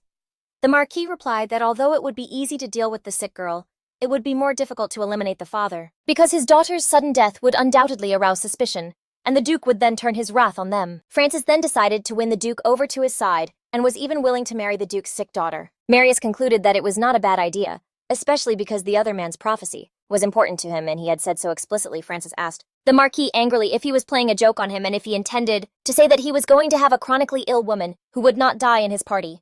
The prince reminded the Marquis about the second prophecy that the emperor did not even know about. The first was that the next empress would be an aristocrat with the highest title in Austria. The Duke of Dudley then spoke with the soothsayer and demanded that he tell him everything without secrets, even threatening him with a whipping. Then the soothsayer confessed to him that the second prophecy said the emperor would be a man, a legitimate son, the Duke of Dudley, was so shocked by what he heard that he thought the soothsayer was insane after being tortured. And then he reminded him that the emperor had no legitimate heir. The soothsayer replied that the second prophecy was vague, which is why he did not communicate it to the emperor. The man explained that the prophecy itself is a vague vision of the future, and that he comes to a conclusion after hearing people talk or learning something from other sources, and then admitted that he had heard people talking happily about the emperor's legitimate heir ascending the throne, the Duke of Dudley, knew there was only one reason a soothsayer would dare to reveal an inaccurate prophecy, and guessed that the man wanted to cause chaos. With his statement, the Duke then firmly stated that there was no legitimate heir for the time being, and even suggested that the possible prophecy referred to the next generation. He wanted to find out more important information, specifically if Francis would become emperor, in fact 8 years earlier, just as the old man had predicted. The empress had miraculously survived an attack by mercenaries for having meddled in people's destinies. He lost the gift of foresight and decided not to appear in public anymore, but after the empress's death he went to the emperor. Even after the soothsayer had shared everything he knew, the Duke of Dudley decided to lock him up in a village on the outskirts of the city. But on the way there, the soothsayer disappeared without a trace and was never seen again after that day. Oswald met the first prince and asked him how he had gotten here, but Francis immediately noticed the expression on his face and announced that he was safe and sound, unfortunately for them. Kristen also came out to meet the first prince, who asked everyone to leave and leave them alone with the girl to talk in private. When they were left alone, Francis asked Kristen what it was like to meet Cillian, whom she had been very eager to see. The girl answered the prince asking him why he was here, and asked if the Duke of Hind's daughter had come with him. Francis smiled and assumed that the rumors must not have reached her remote village, and reported that the Duke of Hind's daughter had turned Osterin upside down. Then Kristen learned that Lady Haint had fallen in love with Count Dario and had even gotten pregnant by him. The prince liked the expression on the other woman's face, and even said it was worth coming to such a remote place for this, and then asked if she understood why he had come in such a hurry. Francis then announced that she was currently the only single woman with the highest title among the aristocrats. Then he told her that, to his delight, he was a very generous man, so he would not blame her for pursuing another. Francis threatened Kristen that he would not forgive such behavior a second time from the one who was going to marry him. Kristen kindly told the prince that the Duke's daughter, Cialini, had the highest status among the single girls. Francis admitted that he understood she did not want to marry him, but considered it unforgivable that she compared him to a living corpse. Kristen informed the prince of the Duke of Cialini's arrival in Bertino, and that according to him, his daughter would debut this fall, and after the banquet he was going to confirm her as heir. The prince replied that her debut had already been discussed, but apparently not even the sacred power was helping them. Francis himself began to think that maybe the information he had received from the family doctor was wrong, but on the other hand, he thought he was responding under penalty of death, and must not have lied. Kristen told the prince that she did not know anything in detail, but that maybe Iris's health had not been as bad from the beginning as the rumors said. She herself heard the Duke say that his daughter was recovering and would soon be able to debut in high society. Kristen continued to persuade the prince that the aristocrat with the highest title he was looking for was not her, but the healthy daughter of the Duke of Cellini. The girl went so far as to say it would be beneficial for him to marry her and seize power in the duchy. Francisco laughed out loud, seeing how the girl trembled for her life and desperately tried to make him change his mind. And then he asked her if she really did not want to marry him so much. The prince suggested Kristen think her words over, because it was unlikely that the Duke of Cialini, who did not want to get involved with the imperial family, would be eager to marry his precious only daughter to him. Francisco also doubted whether it was a temporary improvement in his health, or if the Duke was simply up to no good, and that is why he was spreading such rumors. He also confessed to Kristen that he could always take care of this sick woman, and that he could also make her an aristocrat with the highest title. The prince did not like the girl's reaction, and his own mood deteriorated, after which he asked Kristen who she was to reject the future emperor. She tried to justify herself in some way, but heard the next question. If she really liked that bastard Cillian so much, or maybe she did not understand anything at all. Francisco declared that as soon as he ascended the throne, Cillian would disappear. Kristen fell to her knees before the prince and said she was willing to do whatever he told her. But in return, she asked him not to touch Prince Cillian, and added that if he let him live, she would never see him or hear from him again. Francisco was amused to see the girl humiliate herself in front of him and beg him for what he had confessed. Consequently, the prince ordered Christian to bring Mrs. Cialini, and added that if he took the throne without any problems, he would forgive the bastard. The prince told her she could use any of her gossipy feminine tricks to describe it to Iris in the most vivid and attractive colors, and since the Duke adored his daughter, and she would be the first to want to marry him, the Duke would not hesitate to accept the marriage. Christian knew that this was a pure deception, and told Prince Francisco he pressured her and accused her of being a liar for saying she would do anything. The prince told her threateningly that she would have to do better, otherwise all his anger would be directed at her beloved Cillian. Maribel was walking down the street, where passers-by whispered about her, saying she had married the dying old man just for his money. And they also mentioned that this woman was willing to do anything to achieve her goals.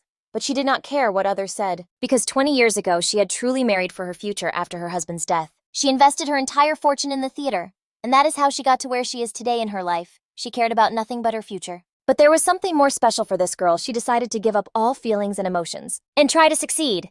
Juliet was the only person she could sympathize with now. It was time for Maribel to take action for her and Juliet's future. So she went to the Verbatim Entertainment District under the wings of Los Angeles. To choose a suitable girl, her hair color and eye tone were not exactly identical. But it was enough. She told the owner that he must not be taking care of his girls at all, as their faces showed pain and suffering. The owner said they were all orphans and could not even do chores properly, so they could not afford a doctor. Maribel then told the girl that she should be lucky, because at least she could get out of this place while the others would live here for the rest of their lives. Maribel asked the owner to call a doctor to relieve the woman's pain, because a long journey awaited them. Then the theater owner noticed another girl and asked the owner if she attended to clients. Maribel learned that she had been sold by her father for debts when she was very young, and that now she only did housework, but that her destiny was also foretold. Maribel said she needed another girl and bought her too.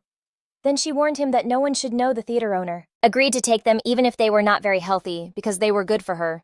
So she paid a good price for the two of them. The second girl's name was Diane, and Maribel asked her if she realized how lucky she had been today. The theater owner told her that she had saved her life, whereas she would have grown old in the entertainment district, or she would have caught a disease and died, and then asked her to return her kindness.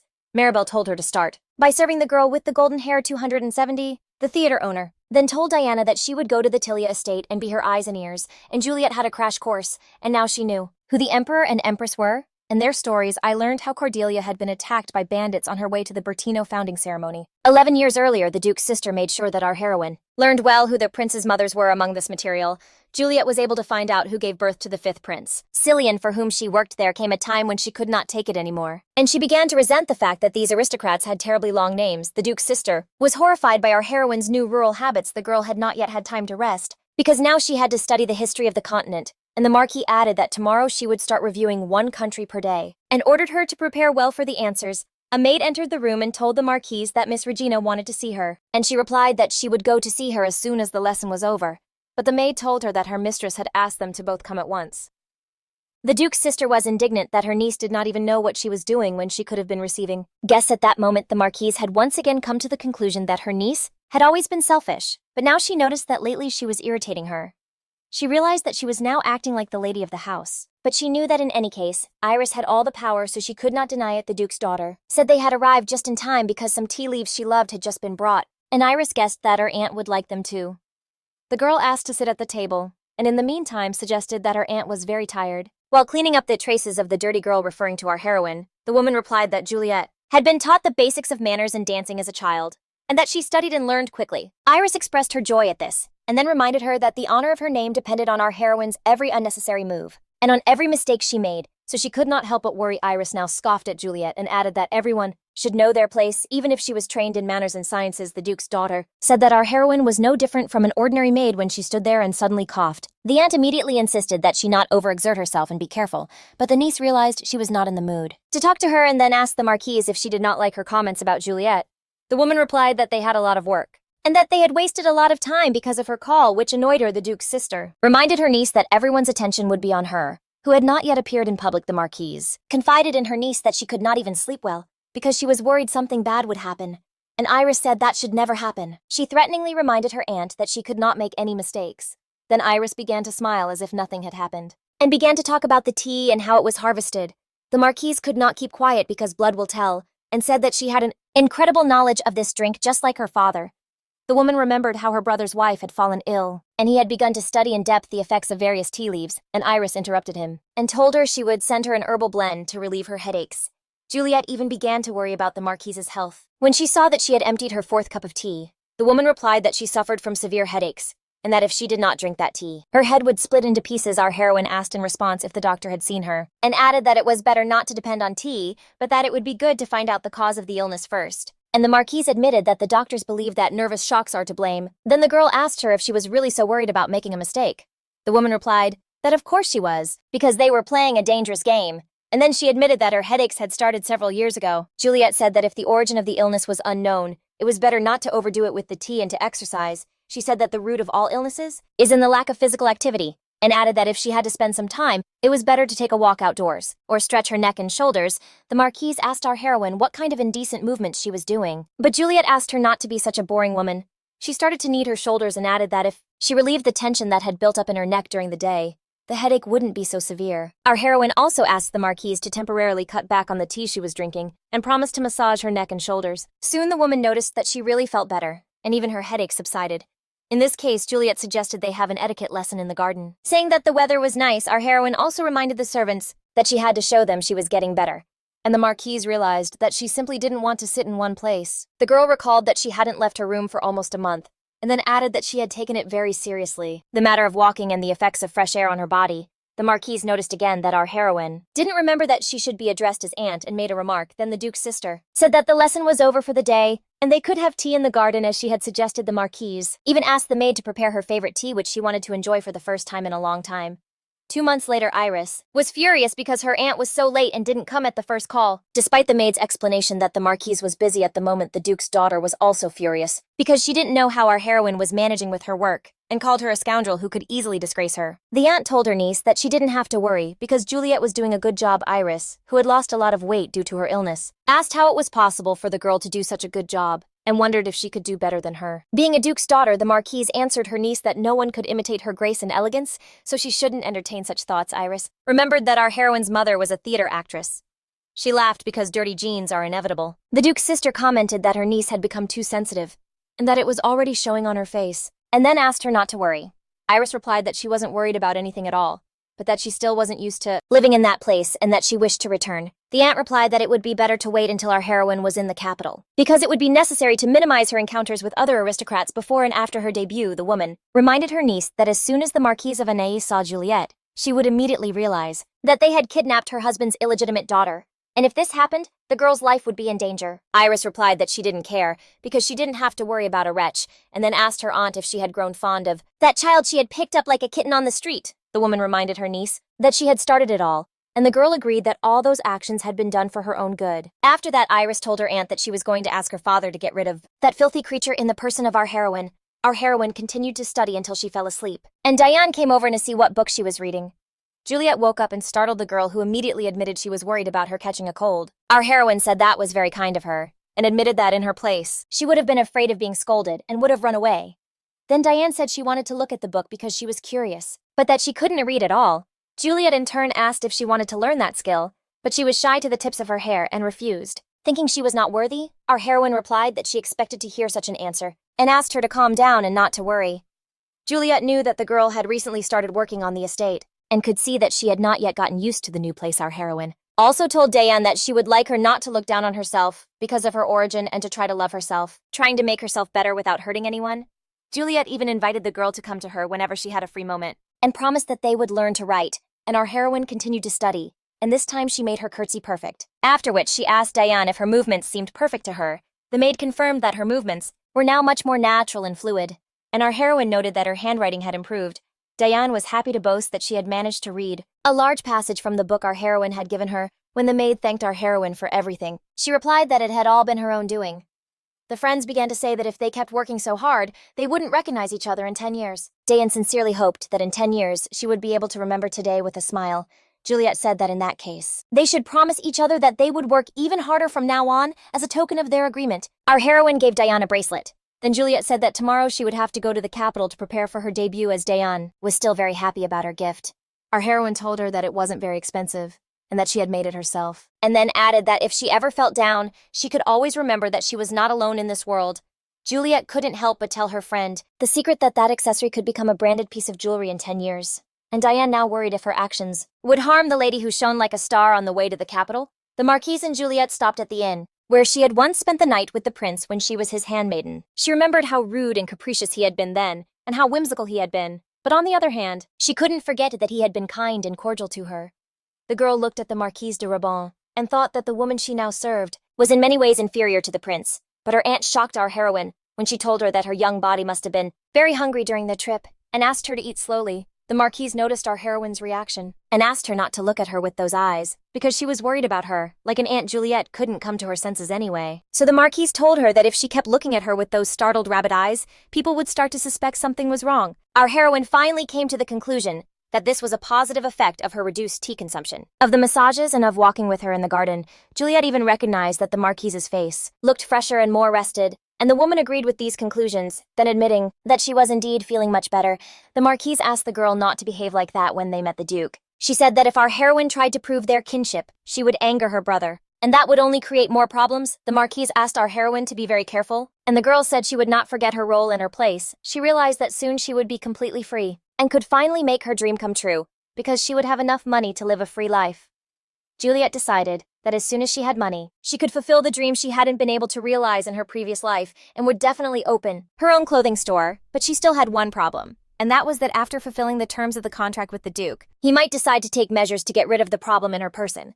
Meanwhile, Cillian was told that no one had seen a person with similar features, and that it seemed as if she had simply fallen through the floor. Oswald began to worry that the prince was still thinking about Juliet, and even decided to meet with Lillian. Adam began to remember that that woman was the actress who had recommended Juliet as a maid, and he supposed they were still in contact.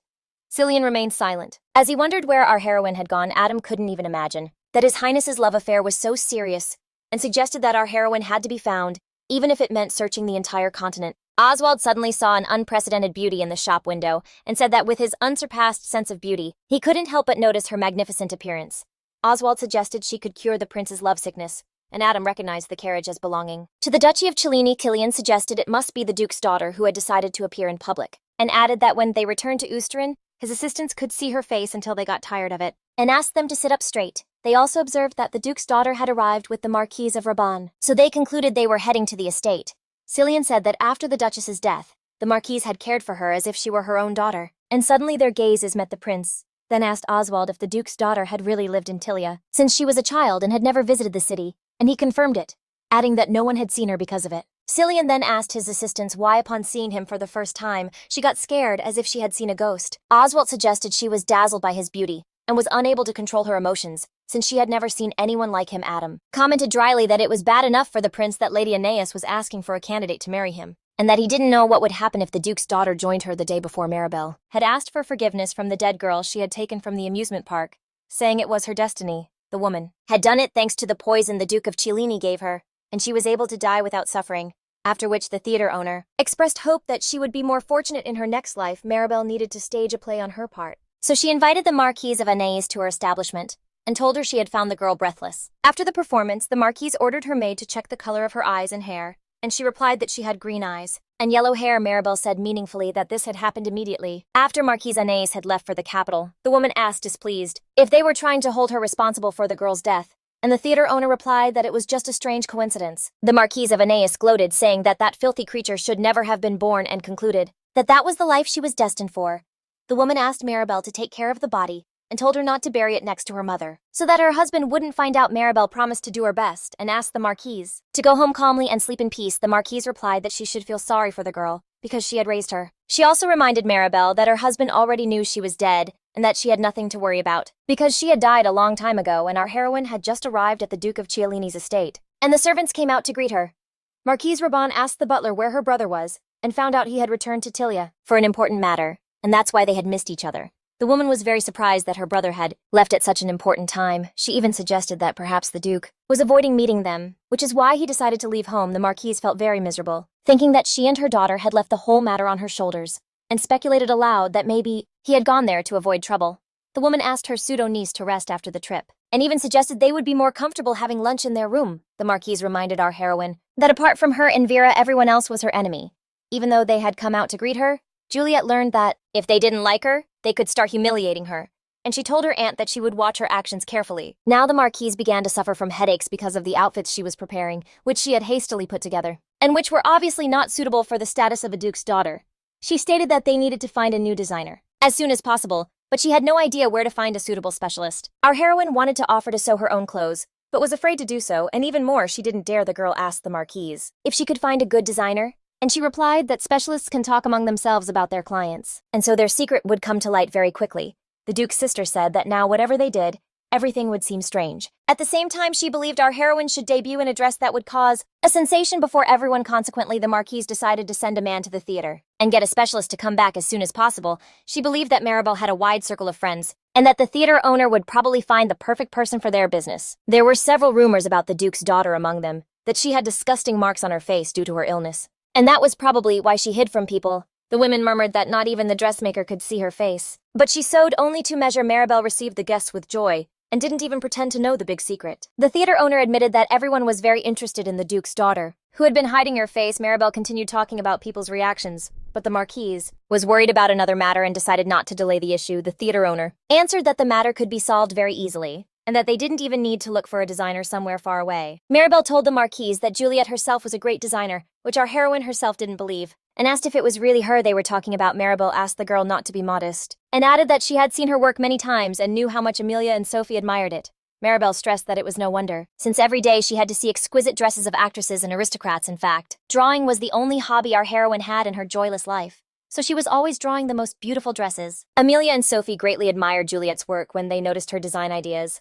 They said that not only did it seem beautiful to them, but that even they had never seen anything like it. As a result, the women assumed she was able to draw like that, because she was always watching them work.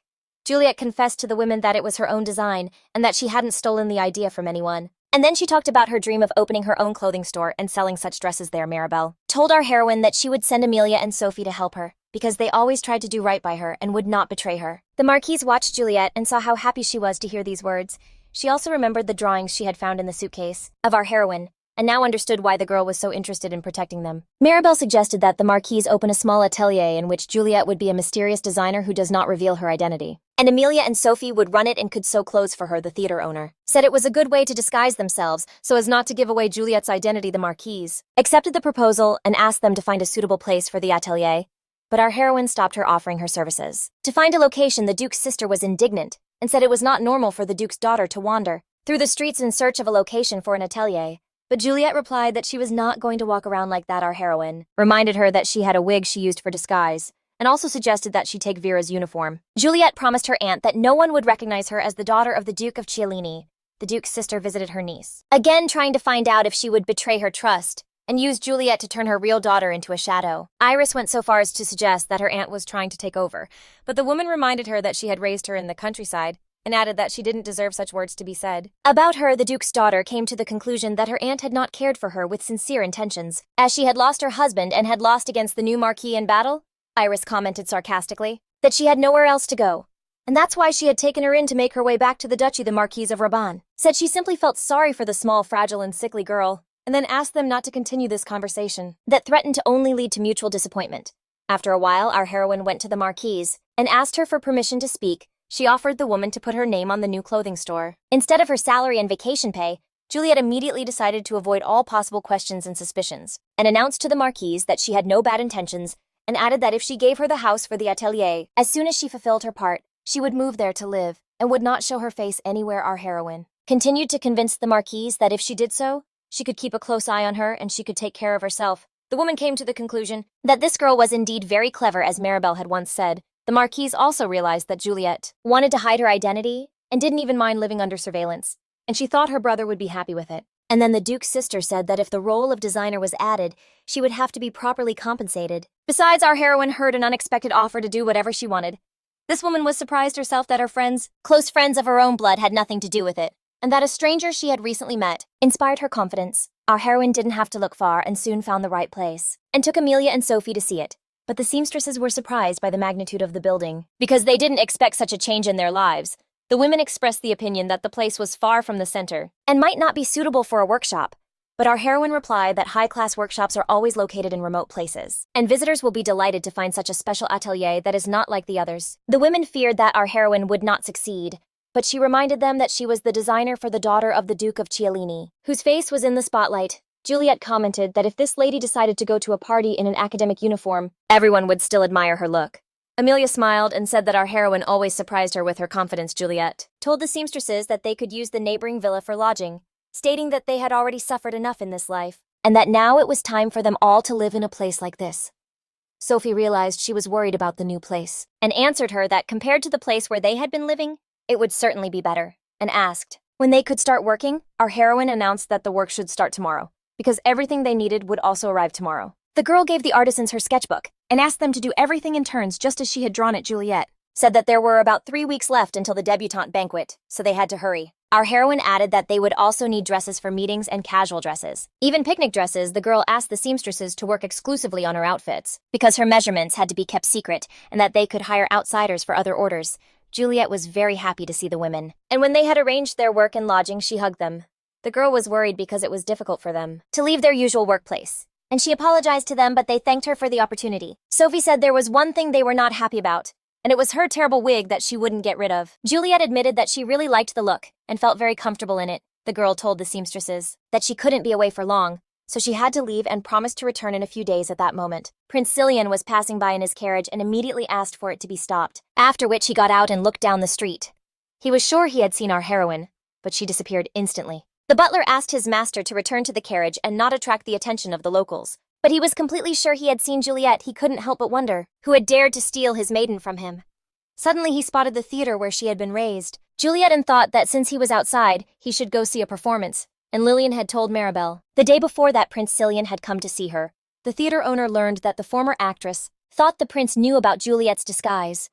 Lillian also said she didn't know the reason why she had run away from him, but that she wanted to help the girl. And the actress had warned Maribel that the prince might visit her, and now the theater owner was meeting with Cillian. And the prince remembered where he had first seen our heroine. The prince told Maribel that on that day he had discovered something very interesting at the theater. He admitted that he had lost interest in the play, and simply left from the owner's reaction. The prince realized that she had guessed what he meant and told her so frankly. The woman decided to play a trick, and said that she had recently received a letter from Lillian. So she assumed he was looking for Juliet as soon as Maribel finished her sentence that the girl, unfortunately, had not returned to the theater. The prince interrupted her and told her that he had just seen Juliet nearby. Cillian kindly asked the theater owner not to lie to him.